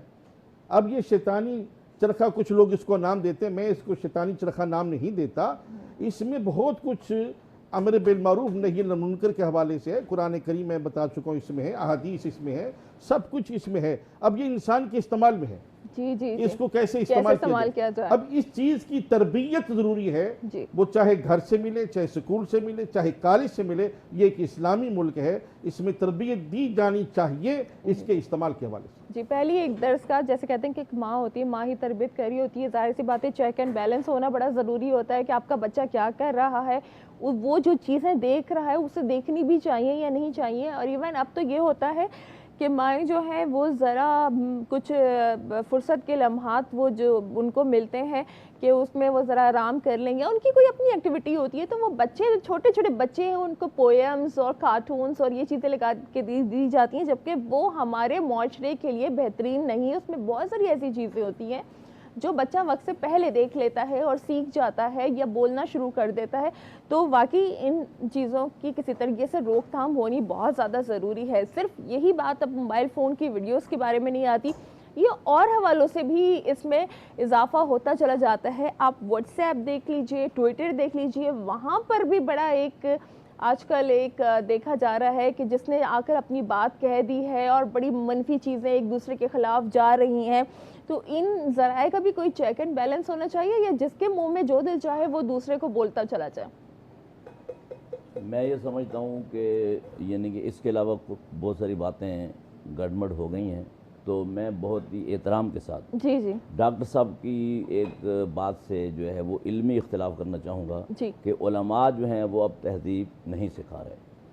तो मैं ये समझता हूँ कि अल्लाह के फजल करम से उलमा बग़ैर किसी लालच के इन हालात में, मुश्किल तरीन हालात में अपना काम कर रहे हैं। असल में बहुत सारे मामलात में हम ज़मीनी हक़ाइक़ से नाआशना होते हैं। यानी जितनी आज बंदिशें हैं मस्जिद की तामीर पर, स्पीकर बंद, फ़लाँ फ़लाँ फ़लाँ, तो इसके बावजूद हम कोशिशों में लगे हुए हैं जी। और मैं ये समझता हूँ कि मुख्तलिफ़ मकातब फ़िक्र की एक तंजीम है, उसको भी मैं लीड करता हूँ। इसके बावजूद उलमा के अंदर जो एतमाद है वो पहले से ज़्यादा बढ़ रहा है जी। जैसे किसी ने कहा कि हमें गिला नहीं जो गुरेज़ा हैं चंद पैमाने, निगाहे यार सलामत रहे हज़ार में खाने। क्या बात है। जहाँ तक ये सोशल मीडिया के हवाले से आपने बात की, व्हाट्सअप, तो व्हाट्सअप को सबसे ज़्यादा लोग देख रहे हैं जी। यानी कम अज़ कम दुनिया की जो आबादी है 3 अरब लोग व्हाट्सअप इस्तेमाल करते हैं। फिर उसके बाद यूट्यूब है जिसको 2 करोड़ 70 लाख लोग इस्तेमाल कर रहे हैं। फिर ना यूट्यूब है, उसके बाद जो है वो यानी बाकी चीज़ें दर्जा बदल। अब मसला जो असल बुनियादी बात है कि इस पर जो कदगन आयद करना है या इसके किबले को दुरुस्त करना है या इसके सही इस्तेमाल की तरफ पूरी कौम को लाना है, ये हुक्मरानों की जिम्मेदारी है। और कानून बनाने से कोई मसला हल नहीं होगा जब उस पर आप इम्प्लीमेंटेशन न करें जी। देखें हमारे पास सबसे बड़े कानूनदान और सबसे अजीम कानूनदान रसूल अकरम सल्लल्लाहु अलैहि वसल्लम मॉडल रोल मॉडल है वो हमारे लिए। बेशक। आप सल्लल्लाहु अलैहि वसल्लम की हयात मुबारका में मदीना में एक खातून दोशीज़ा जो यहूदी थी सब्ज़ी बेच रही थी, तो यहूदी उसके हम मज़हब गुंडों ने उसकी छेड़छाड़ की। अब वो अपने किसी लीडर को नहीं बुला रही, अल्फाज हैं तारीख़ के अंदर, हदीस के अंदर, उसने कहा वाह मोहम्मदा, अरबी ज़बान में सल्लल्लाहु अलैहि वसल्लम। तो आपको बोला, आप मस्जिद नबी में तशरीफ़ फरमा थे, आवाज़ पहुँच गई, भागते हुए बाहर तशरीफ़ ले गए। और हदीस पाक में आया कि आपने अपनी जो कंबली थी, जो चादर थी, कुरान ने उसके तकद्दुस की कसम खाई, या अय्युहल मुज़म्मिल या अय्युहल मुद्दस्सिर, उसके सर पे उड़ाई और वहां खड़े होकर ऐलान किया कि आज के बाद इस शहर की हर बेटी मोहम्मद रसूलुल्लाह सल्लल्लाहु अलैहि वसल्लम की बेटी है। कोई भी इस किसी की बेटी की तरफ जो है वो गलत निगाह डालने ये होता है कानून का नाफिज करना। जी, ये जिम्मेदारी किसकी है? हुक्मरानों की। और वो अपना 95% जो वक्त है वो दूसरों को डिग्रेड करने में, उन पे केसेस बनाने में, फलां में गुजार रहे हैं। यानी हम किसी हिज़्ब इख्तिलाफ, हिज़्ब इक़्तिदार की बात नहीं कर रहे, उलमा का काम है निशानदेही करना। अच्छा, जहां तक एक सोच पैदा कर दी गई है कि जनाब उनके इतने फॉलोवर्स हैं, इतने फॉलोवर्स हैं। मैं इसी शहर की आपको एक मिसाल दे रहा हूँ। एक फिल्मी एक्ट्रेस थी, उनके 3 लाख फॉलोवर्स थे, और रोड एक्सीडेंट में जब वो फौत हो गई तो डेड बॉडी लेने को कोई नहीं आया उनकी। तो ये सिर्फ ये ज़मीनी हकायक नहीं है, ये ऐसे एक प्रोपगंडा है। डॉक्टर साहब ने चाइनीज़ के हवाले से भी बात की, टिकटॉक पर। तो मैं भी अमेरिका बहुत दफ़ा जा चुका हूँ। मैं आपको चाइनीज़ के हैरान कुल दिमाग के बारे में बताना चाहता हूँ। ये टिकटॉक तो अब आ गया है। सबसे ज़्यादा शादियाँ अमेरिकन मर्दों की जो वो चाइना में है। यानी जब ये फार्मूले बनाते थे, पहले उस पर बहस कर रहे होते थे, तो उनकी जो बीवियाँ हैं, यानी वो एक बाकायदा इंटेलिजेंस की जो ख्वातीन होती थी, वो फैक्ट्स के ज़रिए वो अपना जो पूरा फार्मूला है वो चाइना बेचती थी। और चाइना जो है इनके बनाने से बहुत पहले वो चीज़ सस्ती बनाकर मार्केट में लाता था। अच्छा, तो चलें जी, इस पर ये जो चीज़ें हैं, बिल्कुल अलामा साहब इसी को बात को आगे बढ़ाएंगे ज़रूर। और ब्रेक का वक्त हुआ जाता है, ब्रेक के बाद दोबारा ज्वाइन करते हैं, हमारे साथ रहिएगा।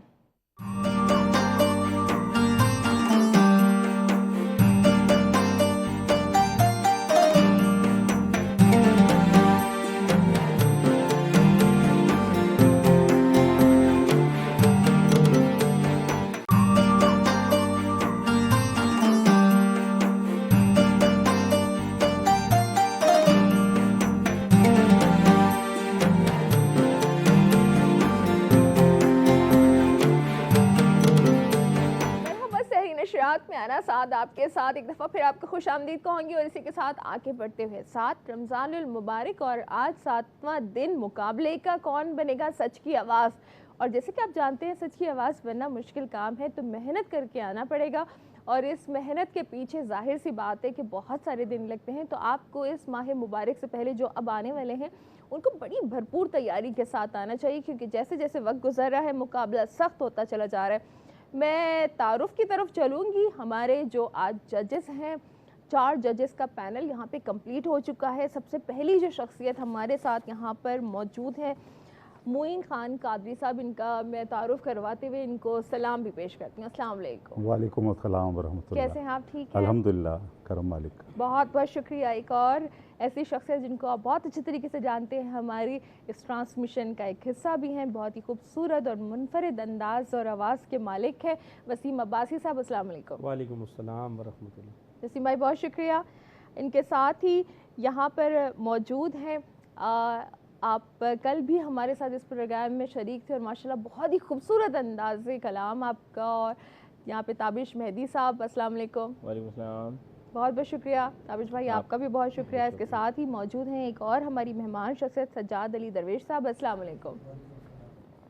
आप चारों को खुशामदीद कहेंगे इस प्रोग्राम में। और इसी के साथ ही अपने प्रोग्राम को आगे बढ़ाते हुए मैं आप लोगों की इजाज़त से चाहूँगी कि मुकाबले का आगाज़ भी किया जाए। हमारे साथ आज 4 पार्टिसिपेंट हैं और फिर डिसाइड होगा कुछ ही देर के बाद कि 2, 3 या 1 कौन मुकाबले में आगे जाता है। सबसे पहले हमारे पार्टिसिपेंट मोहम्मद हसनैन हमारे साथ मौजूद हैं। जजेस की इजाज़त से बिस्मिल्लाह कीजिए। हुजूर ऐसा कोई इंतज़ाम हो जाए, हुजूर ऐसा कोई इंतज़ाम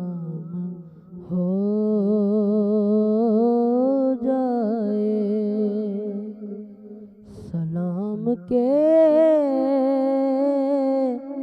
लिए हाजिर गुलाम हो जाए। मैं सिर्फ देख लूं एक बार सुबह तैबा को, मैं सिर्फ देख लूं एक बार सुबह तैबा को, भला से फिर मेरी दुनिया में शाम हो जाए। हुजूर ऐसा कोई इंतज़ाम हो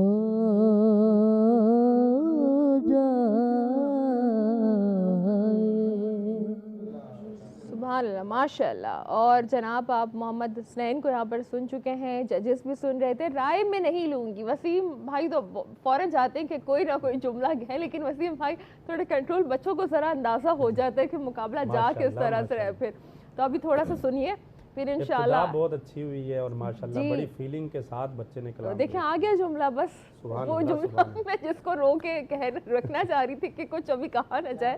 हुजूर की नात ही ऐसा है, जिक्र ही ऐसा है कि वो रुकना चाहें भी तो नहीं रुक सकते। बिल्कुल ऐसे। और देखिए जब आगाज़ ही अच्छा होता है ना, फिर मेरा ख्याल है कि हमारी जजेस की सबकी उम्मीद बढ़ जाती है कि आगे मुकाबला बड़ा अच्छा होने वाला है।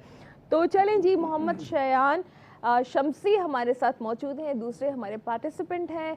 मैं चाहूँगी जजेस की इजाज़त लें और आप बिस्मिल्लाह कीजिएगा। काश मैं दौरे पैगंबर में उठाया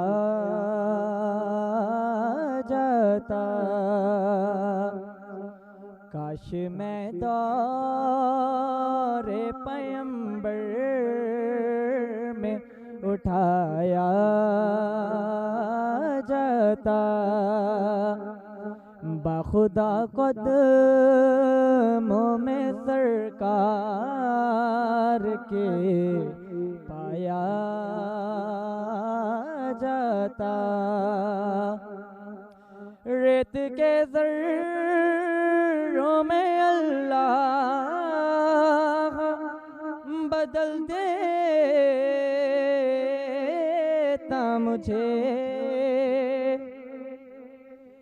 रेत के ज़र्रों में अल्लाह बदल देता मुझे, फिर मुझे राहे मोहम्मद में बिछाया जाता, काश मैं दौरे पैगंबर में उठाया जाता, काश काश काश काश। और इसी के साथ ही ब्रेक का वक्त हुआ जाता है। ब्रेक के बाद आएंगे मज़ीद हमारे पार्टिसिपेंट शामिल होंगे, लेकिन आपने रहना है सच के साथ, क्योंकि होगा मुकाबला कौन बनेगा सच की आवाज़। चलते हैं ब्रेक की तरफ।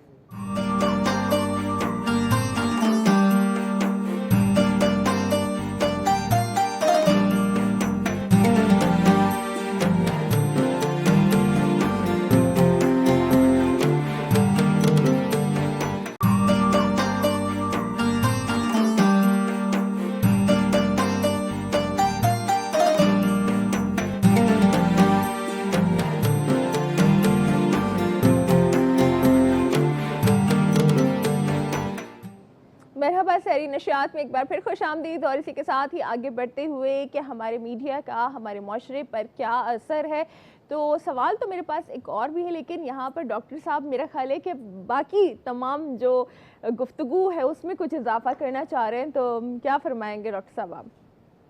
बहुत शुक्रिया। देखिए, बात तो बहुत उम्दा चल रही है जी। और इदराक भी सबको है कि ये जो मीडियम हमारे पास नया मीडियम आया है सोशल इसका, यानी कि मोबाइल के ज़रिए से इंफॉर्मेशन या इंटरटेनमेंट या एजुकेशन, ये तीनों चीज़ें नहीं हो पा रही इसके ज़रिए से। उसका मैं बार बार यही तस्करा करता हूँ, क्योंकि मैं ये सब्जेक्ट पढ़ाता भी हूँ, स्टूडेंट मेरे सामने हैं और एक तवील अरसे से मैं पढ़ा रहा हूँ। तो मेरा तो एक ही नुक्ता है कि ये जो फिल्ट्रेशन लगा दें आप इसमें कोई आप गैजेट इसमें ऐसा डाल दें कि जनाब वो ये चीज़ इसमें आप इस्तेमाल नहीं कर सकते इस एज के ऊपर, और ये चीज़ इस्तेमाल कर सकते हैं, ये सब बेकार हैं सर। उनको ना सब टेक्निक आती है उसको ऑपरेट करने की।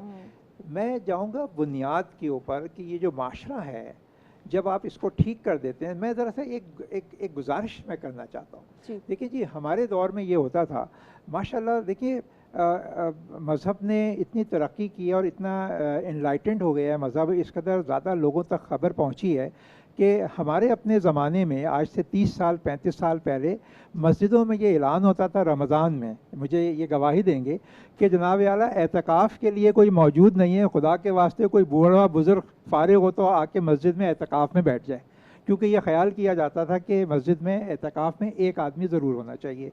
अब आप ये देख लीजिए कि रमज़ान से एक महीने पहले लिस्ट बनती है, कुछ लोगों को मौका मिलता है और बाकी लोग बेचारे एतकाफ़ में नहीं बैठ सकते। और मज़े की बात यह है कि उस एतकाफ़ में 95% यूथ बैठा होता है। बिल्कुल। अच्छा, दूसरी तरफ आइए, अगर कोई शख्स हज पे चला जाता था या उम्रे पे चला जाता था तो समझा जाता था कि ये किस कदर नेक आदमी है, और जब वो आता था तो फूल और मिठाई लेके हम उसका इस्तकबाल किया करते थे, हाथ चूमते थे और वो बड़े बरतर होते थे, और वाकई ऐसे ही होता था। और जनाब कोई हज कर ले, कोई उम्रा कर ले, कभी कभी ऐसा नज़र आता था। ठीक है जी, माशरा कैसा था।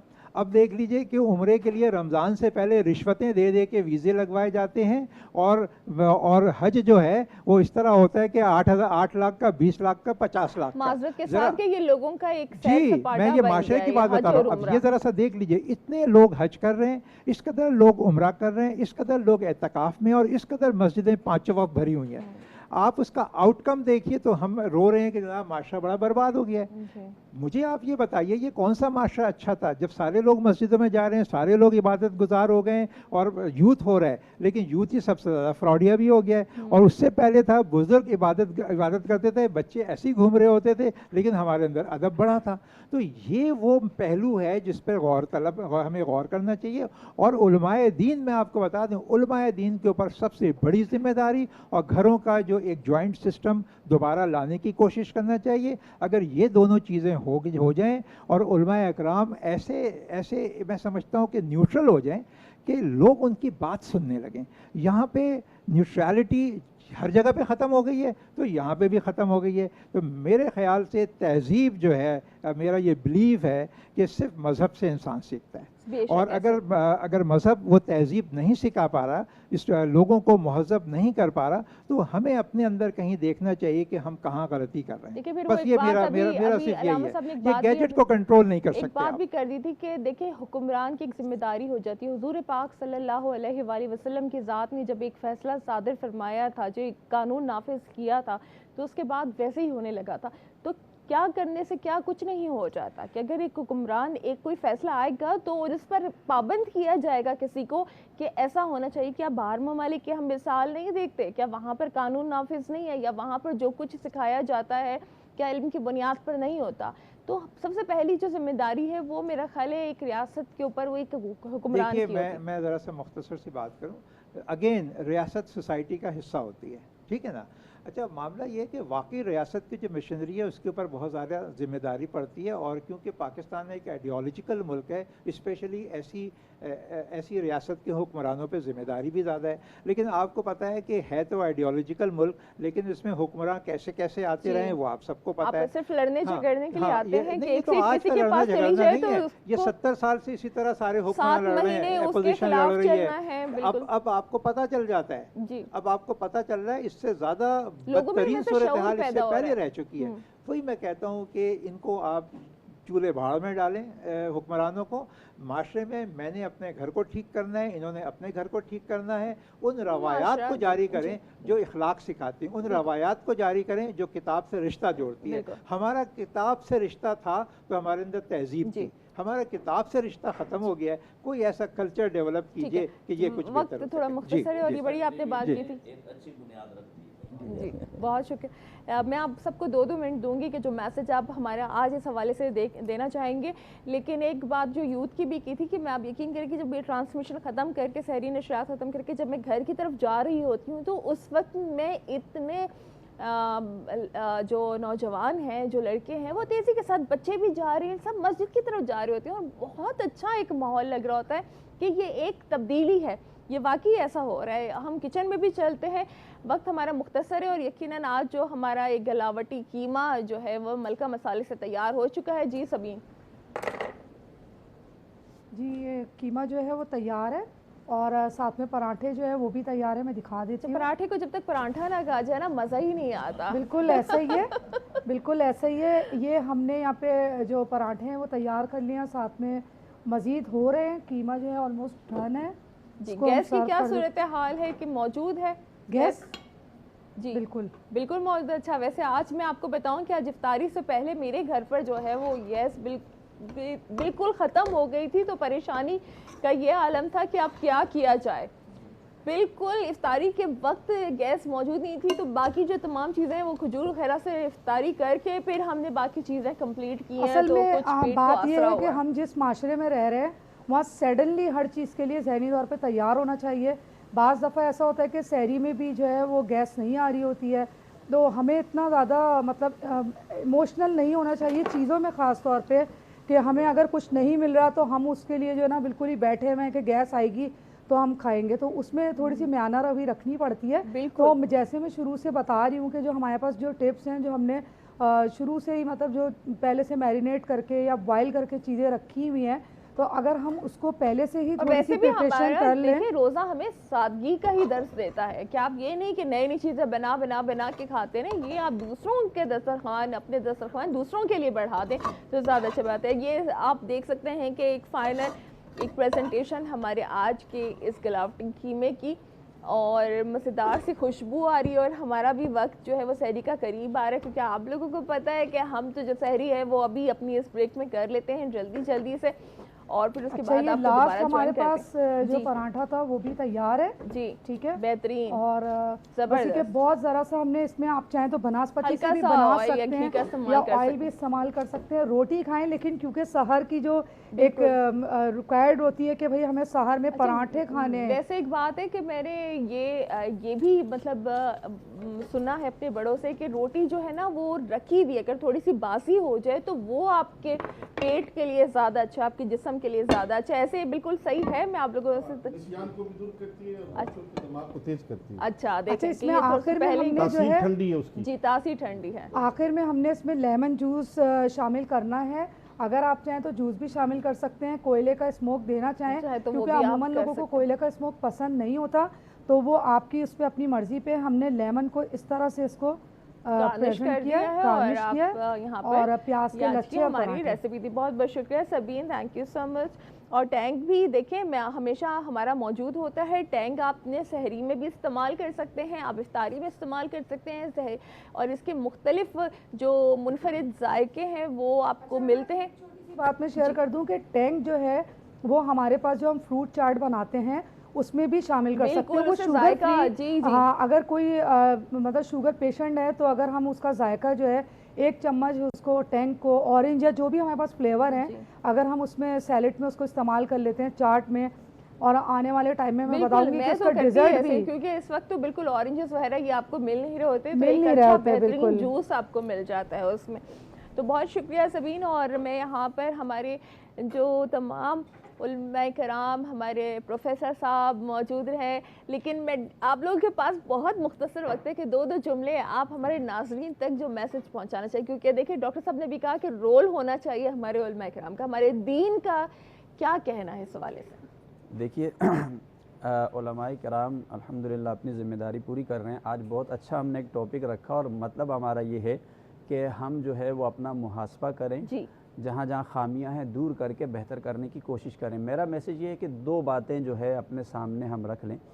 पहला तो ये कि हम अपने अंदर ज़िम्मेदारी का एहसास पैदा करें, क्योंकि जब तक हम ये नहीं समझेंगे कि भाई हम ज़िम्मेदार शख्स हैं, अच्छा ये ज़िम्मेदारी बहैसियत इंसान ही नहीं बल्कि हमारे दीन ने भी लगाई है। कुरान में अल्लाह ने फरमाया है अफ़हसिबतुम अन्नमा खलक़नाकुम अबसा, कि ए इंसान क्या तुम ये गुमान करते हो कि हमने तुम्हें बेकार पैदा किया, यानी इसका अपोजिट है हमने तुम्हें एक ज़िम्मेदार शख्स बना दिया। अच्छा, अब हमें अपनी एक तो ज़िम्मेदारी का एहसास करना है। जब हम ये एहसास करेंगे तो हम खुद ये महसूस करेंगे कि भाई हमें क्या काम करना चाहिए क्या नहीं, और कौन सा हमारे लिए नुकसानदेह कौन सा फ़ायदेमंद है। दूसरी बात होती है तरजीहात की। आज सबसे बड़ा अलमिया ये है कि हमारी तरजीहात क्या हैं, हम अपने बच्चों को बनाना क्या चाहते हैं या हम खुद बनना क्या चाहते हैं। तो जैसी आपकी तरजीहात होंगी वैसा आपका वो रिज़ल्ट सामने आएगा। तो हमें ये देखना है कि भाई अब जैसे वालदेन की मैं बात करूं तो वो अपनी औलाद को क्या बनाना चाहती है। देखिए औलाद अपने वालदेन का तारुफ होता है, वो अपने वालदेन के लिए माशरे में जाकर आगे पहचान है। तो वालदेन को अपनी जिम्मेदारी का एहसास करके अपनी तरजीहात वाज़े करनी है कि मैं अपने बच्चे को एक अच्छा नेक मुसलमान बनाऊं, एक फ़ायदेमंद शख्स बनाऊं, या ये कि मैं उसको सिर्फ और सिर्फ माल और दौलत हासिल करने के लिए एक मशीन बनाऊं। ये तरबियत आपसे ही शुरू होती है जी। देखिए मैं आपके सच चैनल के प्रोग्राम से पाकिस्तान के तमाम मुसलमान नौजवानों से ख़ुसूसी तौर पे आज मुखातिब हूँ। जैसा कि डॉक्टर साहब ने फरमाया कि इत्काफ़ की तरफ नौजवानों का बहुत ज़्यादा रुझान है जी। इत्काफ़ क्या है, मैं बहुत बड़ा मैसेज देना चाहता हूँ। मुख्तसर क्या है, दुनिया से लातल्की, दुनिया से अलहदगी। उस दुनिया में झूठ भी है, फ्रॉड भी है, मकारी भी है, गीबत भी है, आंखों का गुनाह भी है, कानों का गुनाह भी है, ज़बान का गुनाह भी है। दुनिया को हर लिहाज से छोड़ने का नाम, एक तन्हाई में एक गोशे में बैठ जाने का नाम, ज़िक्र इलाही और तौबा और इस्तग़फ़ार की तरफ तवज्जो करने का नाम इत्काफ़ है। मैं नौजवानों से मुखातिब हूँ, अपनी माँ बहन बेटियों से मुखातिब हूँ, बच्चों से मुखातिब हूँ कि अगर आपने इत्काफ़ करना है और उसके रूहानी असरात से आपने बहरामंद होना है, फ़ायदा उठाना है, तो प्लीज़ मेरी रिक्वेस्ट है कि इत्काफ़ में मोबाइल के बगैर बैठिएगा। सही, बहुत अच्छा मैसेज है, बहुत अच्छा मैसेज है। अल्लामा अब्दुल खालिक साहब, मैं ये समझता हूँ कि जिस तरह डॉक्टर साहब ने भी इशारा किया कि वालिदैन को भी अपना रोल इसमें सही मानों में प्ले करना चाहिए ताकि औलाद जो है वो सही सिमत सफ़र करे। लेकिन इसमें मीडिया का भी रोल है। उसकी वजह यह है कि जब अमन हो रहा होता है तो हम कहते हैं कोई ख़बर नहीं है, जब जंग फिर सब हम कहते हैं जंग खबर है। असल में जंग खबर नहीं है, जंग तो हादसा है। असल खबर जो है वो अमन है। यानी ख़ुद डॉक्टर साहब ने कहा कि इतने यूथ जो हैं वो जा रहे हैं, इतने लोग उम्रे पे जा रहे हैं, लेकिन ये खबर मीडिया में नहीं चल रही। उसकी वजह क्या है कि जो इंटरनेशनल सूरज है, मीडिया को कंट्रोल करने वाला, वो कहते हैं जंग खबर है। यानी यहाँ दो अखबार इस शहर में मौजूद हैं, एक जंग एक अमन। तो अमन को बहुत कम लोग पढ़ते हैं, जंग को ज़्यादा पढ़ते हैं। मिजाज जो है वो जंगी बना दिया गया है। तो लिहाजा मीडिया को भी इसमें अपना रोल अदा करना है और अल्हम्दुलिल्लाह उलमाए किराम अपना रोल अदा कर रहे हैं और इंशाअल्लाह करते रहेंगे। और हम हमारी तमाम कोशिशें अमन के लिए जब तक जिंदगी का साथ बाकी है ये जारी रहे। बहुत शुक्रिया जी। आपके पास सिर्फ 30 सेकंड है, क्योंकि मेरा ये ख्याल है कि माशरे में सादगी की ज़रूरत है जी। सादगी ना होने की वजह से अफरा तफरी है, जो ये रोज़ा भी हमें दर्ज देता है। और दूसरी जो अहम तरीन मेरे नज़दीक है वो किताब से रिश्ता। बिल्कुल, बस अगर ये दो काम हम लोग कर लेना तो राह मुतय्यन हो जाएगी कोई मसला नहीं। बेशक बेशक, बहुत बहुत शुक्रिया आप हमारे साथ, ये जो हमारे मेहमान मौजूद रहे, आज इतनी खूबसूरत गुफ्तगू की है। तो वाकई अपने घर से शुरू कीजिए कि माशरे में सुधार आएगा आपकी अपनी ज़ात से। इसी के साथ ही अब वक्त हुआ जाता है कि हम ब्रेक की तरफ जाएं और इंशाअल्लाह फिर ब्रेक के बाद आपको दोबारा ज्वाइन करेंगे कौन बनेगा सच की आवाज़ में। हमारे साथ रहिएगा।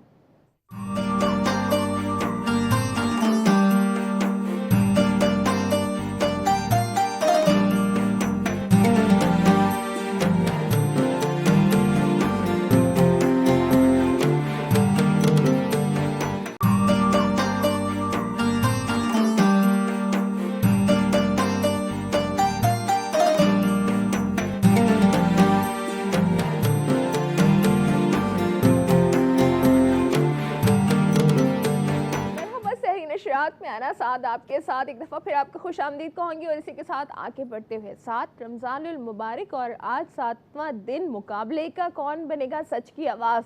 और जैसे कि आप जानते हैं सच की आवाज़ बनना मुश्किल काम है, तो मेहनत करके आना पड़ेगा और इस मेहनत के पीछे जाहिर सी बात है कि बहुत सारे दिन लगते हैं। तो आपको इस माह मुबारक से पहले जो अब आने वाले हैं उनको बड़ी भरपूर तैयारी के साथ आना चाहिए, क्योंकि जैसे जैसे वक्त गुजर रहा है मुकाबला सख्त होता चला जा रहा है। मैं तारुफ की तरफ चलूँगी। हमारे जो आज जजेस हैं, 4 जजेस का पैनल यहाँ पे कंप्लीट हो चुका है। सबसे पहली जो शख्सियत हमारे साथ यहाँ पर मौजूद है मोइन खान कादरी साहब, इनका मैं तारुफ करवाते हुए इनको सलाम भी पेश करती हूँ। अस्सलाम वालेकुम। वालेकुम अस्सलाम व रहमतुल्लाह। कैसे हैं आप? ठीक हैं अल्हम्दुलिल्लाह, करम मालिक। बहुत बहुत शुक्रिया। एक और ऐसी शख्सियत जिनको आप बहुत अच्छे तरीके से जानते हैं, हमारी इस ट्रांसमिशन का एक हिस्सा भी हैं, बहुत ही खूबसूरत और मुनफरिद अंदाज और आवाज़ के मालिक है वसीम अब्बासी साहब। अस्सलाम वालेकुम। वालेकुम अस्सलाम व रहमतुल्लाह। वसीम भाई बहुत शुक्रिया। इनके साथ ही यहाँ पर मौजूद हैं, आप कल भी हमारे साथ इस प्रोग्राम में शरीक थे और माशाल्लाह बहुत ही खूबसूरत अंदाज़ कलाम आपका। और यहाँ पे ताबिश मेहदी साहब, अस्सलाम वालेकुम। वालेकुम अस्सलाम। बहुत बहुत शुक्रिया ताबिश भाई, आपका भी बहुत शुक्रिया। इसके साथ ही मौजूद हैं एक और हमारी मेहमान शख्सियत सज्जाद अली दरवेश साहब, अस्सलाम वालेकुम। आप चारों को खुशामदीद कहेंगे इस प्रोग्राम में और इसी के साथ ही अपने प्रोग्राम को आगे बढ़ाते हुए मैं आप लोगों की इजाज़त से चाहूँगी कि मुकाबले का आगाज़ भी किया जाए। हमारे साथ आज 4 पार्टिसिपेंट हैं और फिर डिसाइड होगा कुछ ही देर के बाद कि 2, 3 या 1 कौन मुकाबले में आगे जाता है। सबसे पहले हमारे पार्टिसिपेंट मोहम्मद हसनैन हमारे साथ मौजूद हैं। जजेस की इजाज़त से बिस्मिल्लाह कीजिए। हुजूर ऐसा कोई इंतज़ाम हो जाए, हुजूर ऐसा कोई इंतज़ाम हो जाए, सलाम के लिए हाजिर गुलाम हो जाए, मैं सिर्फ देख लो एक बार सुबह तैबा को, मैं सिर्फ देख लो एक बार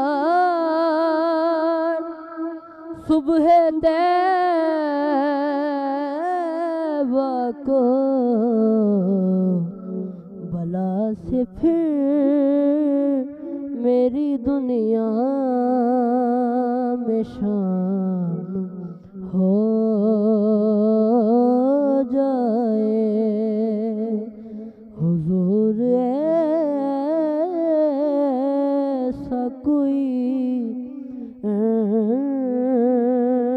इंतज़ाम हो जाए।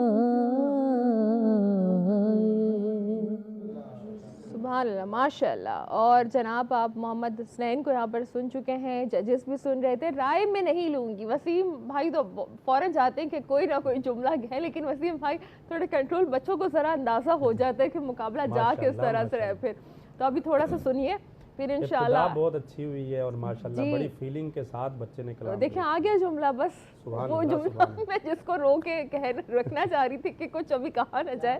हुजूर की नात ही ऐसा है, जिक्र ही ऐसा है कि वो रुकना चाहे भी तो नहीं रुक सकते। बिल्कुल ऐसे। और देखिए जब आवाज़ ही अच्छा होता है ना, फिर मेरा ख्याल है कि हमारी जजेस की सबकी उम्मीद बढ़ जाती है कि आगे मुकाबला बड़ा अच्छा होने वाला है। तो चलें जी, मोहम्मद शयान शम्सी हमारे साथ मौजूद हैं, दूसरे हमारे पार्टिसिपेंट हैं। मैं चाहूँगी जजेस की इजाज़त लें और आप बिस्मिल्लाह कीजिएगा। काश मैं दौरे पैगंबर में उठाया जाता, काश मैं दौरे पैगंबर में उठाया जाता, बाखुदा कदमों में सरकार के पाया जाता, रेत के ज़र्रों में अल्लाह बदल देता मुझे, रेत के ज़र्रों में अल्लाह बदल देता मुझे,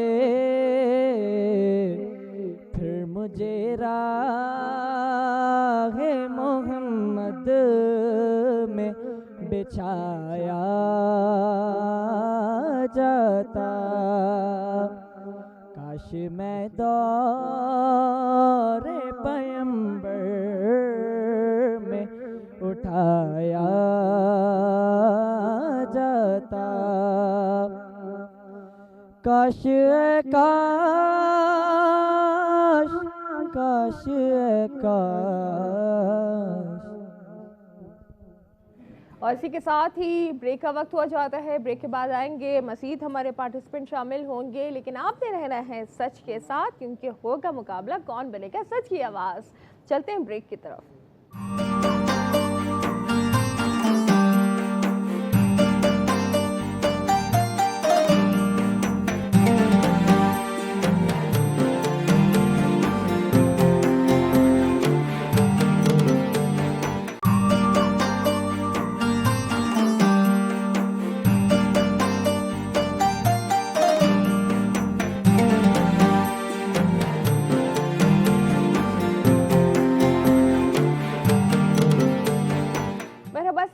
में एक दफ़ा फिर आपको खुश आमदीद कहूँगी। और इसी के साथ ही आपको ये बताती चलूँ कि अभी 4 हमारे पार्टिसिपेंट थे, लेकिन एक बच्चा जो है वो ताख़ीर से यहाँ पर मौजूद था, आया है, और वो सहरी करवाने की वजह से अब यहाँ पर आए हैं मोहम्मद समीर। तो अभी तक तो नताइज का ऐलान शुक्र है कि नहीं आया था, तो इनको शामिल कर लेते हैं, सुन लेते हैं कि मोहम्मद समीर आज कौन सा कलाम पेश करेंगे। जी बिस्मिल्लाह कीजिए। मैं खुद को ये देखूंगी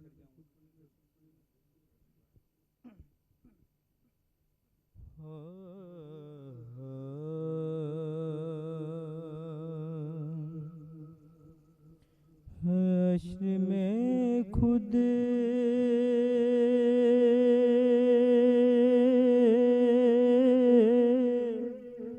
को जो देखूंगा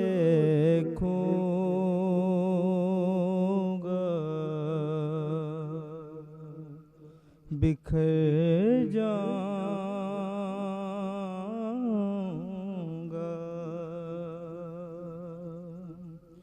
हश्र में खुद को जो देखूंगा बिखर जाऊंगा।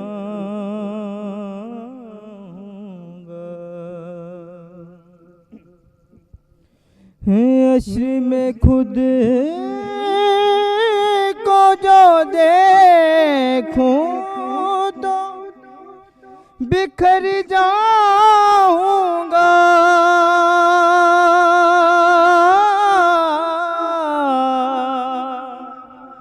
बिखर जाऊंगा।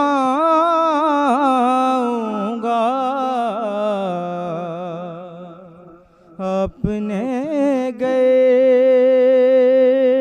ना संभाला तो किधर जाऊंगा।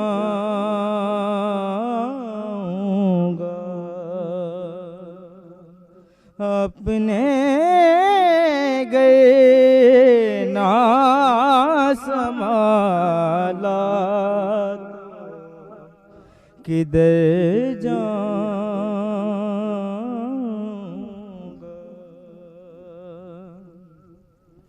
इतना मालूम हुआ का मैं तेरे कदमों से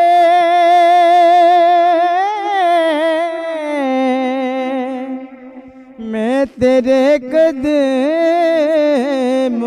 से मुझको कदमों से किया दूर तो मर जाऊंगा।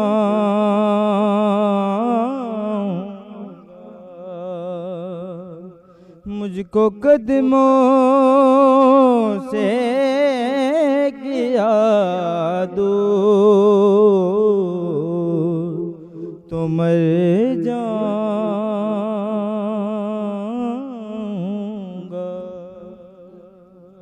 माशाल्लाह माशाल्लाह, बहुत खूब बहुत खूब। तो मैं अब ताबिश भाई की तरफ आना चाहूँगी, फिर आप लोगों से भी आखिर में ये राय ले लूँगी। ताबिश भाई 5 को आप सुन चुके, तो क्या राय देंगे? बनिस्बत और दिनों के आज तो माशाल्लाह से बहुत अच्छा मुकाबला चल रहा है। जैसे सबसे पहले वालों ने पढ़ा था मोहम्मद हसनैन ने, उन्होंने बहुत बेहतरीन पढ़ा था। बाकी में थोड़ी सी प्रॉब्लम ये हो रही है, हर साल बाद मैं ये कहता हूँ कि मुझे ऐसा लगता है कि बच्चे खुद से तैयारी करते हैं और ख़ुद ही से आ जाते हैं। जैसे उनके पीछे कोई बताने वाला नहीं होता कि तलफ़्फ़ुज़ की जो अदायगी है आपको ये रोज़ाना मिलेगा सुनने के लिए।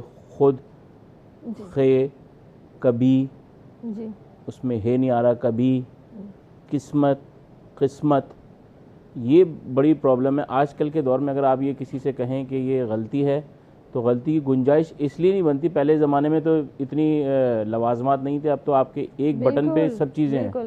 लिरिक्स आपके सामने हैं, सही, ऑडियो वीडियो सब आपके सामने है। तो इस वक्त आजकल के दौर में अगर आप ये किसी से कहें कि हमसे गलती हो रही है तो ये बनता नहीं है। जो टॉपिक था ना इल्म अमल का, वो भी सोशल मीडिया और मीडिया के हवाले से, तो आजकल तो हर किसी के पास तमाम सहूलत मौजूद है। आजकल के दौर में ये क्राइम में बोलना कि हमसे गलती हो रही है, हमें कोई बताने वाला नहीं। अब सब चीज़ें एक बटन पे आपके इशारे पर हैं, सही, आपको सब चीज़ें मिल जाएंगी।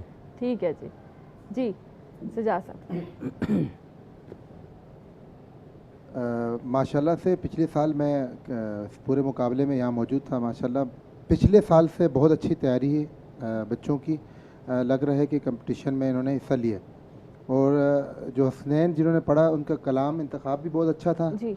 और बड़े माहौल के साथ उन्होंने पढ़ा और दिल को उसका अच्छा लगा पढ़ना जी।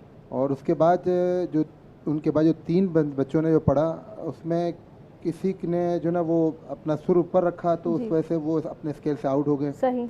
और एक बच्चे ने तो बिल्कुल सिंपल सा पढ़ा, मतलब मुकाबले में मतलब पूरी तैयारी के साथ आना है। मतलब ये नहीं फील हो रहा था कि एक मुकाबले में ये शामिल है, तो बिल्कुल वो सिंपल पढ़ा। उसके बाद जो अली रज़ा ने पढ़ा उसने भी बहुत अच्छा पढ़ा।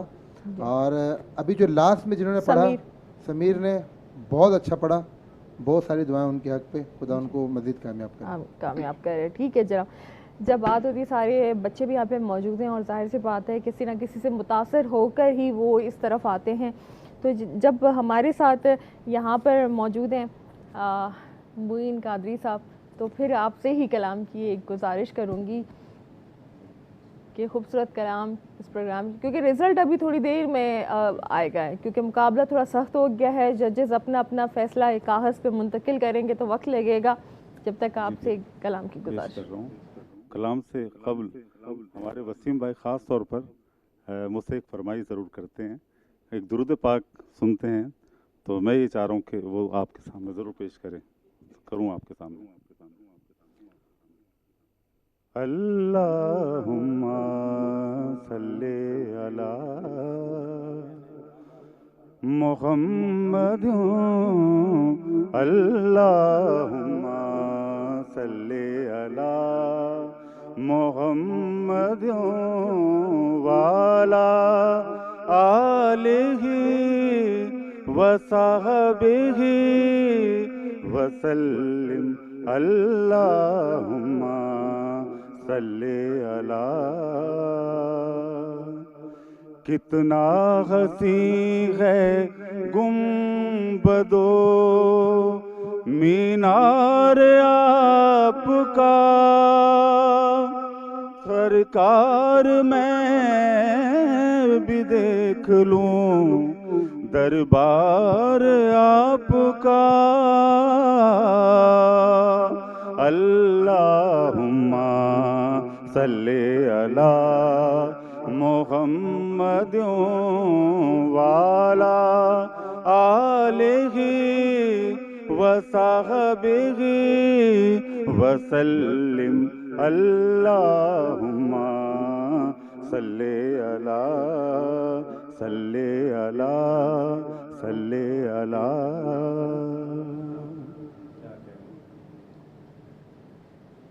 मुझ पे भी चश्मे करम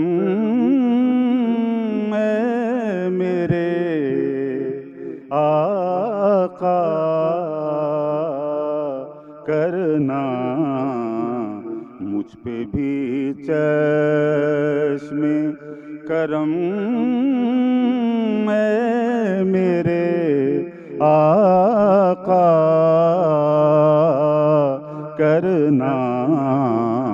हक तो मेरा भी है रहमत का तकाज़ा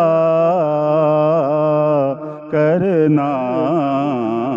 हक तो मेरा भी है रहमत का तकाज़ा करना। मुझ पे भी चश्मे करम, तू किसी को भी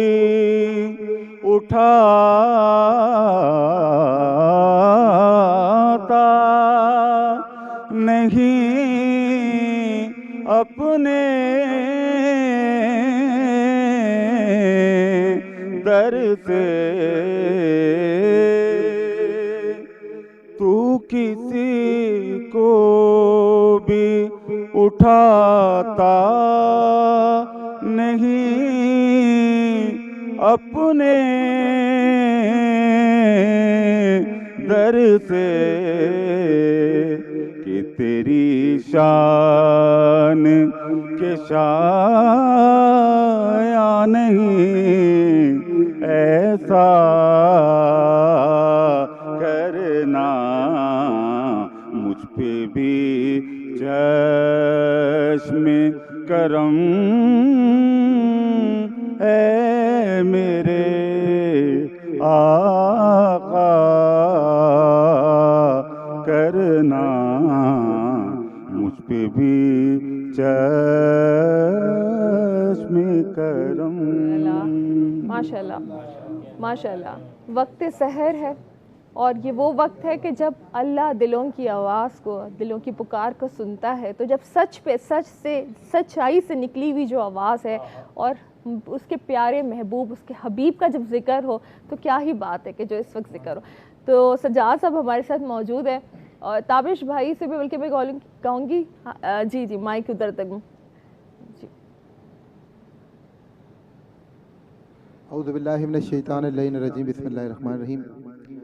नात के 2 अशार बिलखुसूस शामिल करते हुए सच टीवी के तमाम जो मेंबरान हैं, टीम है, इनको शामिल करते हुए, क्योंकि हर साल माशाल्लाह से अच्छा मुकाबला हो रहा है, मज़ीद तरक्की होती जा रही है, तो उसी हवाले से 2 मिसरे। उनका मंगता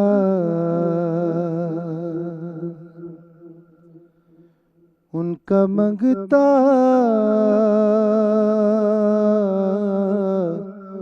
उनका मंगता हूँ जो मंगता नहीं होने देते, मेरे आका मेरे मौला हमें रुसवा नहीं होने देते, मेरे आका। इस मिसरे के सदके खुदा से दुआ है कि सबको मदीने की ज़ियारत नसीब फरमाए। कि बात करता हूँ तो आती है महकते बाकी, बात करता हूँ तो आती है महकते बाकी, अरे मेरे लहजे को वो मेला नहीं होने देते,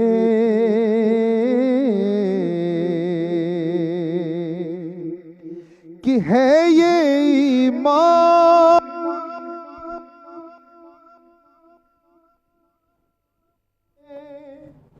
लहद में मेरी, है ये ईमान के आएंगे लहद में मेरी, अपने मंगतों, अरे अपने मंगतों को वो तन्हा नहीं होने देते, मेरे आका मेरे मौला मेरे मौला हमें रुसवा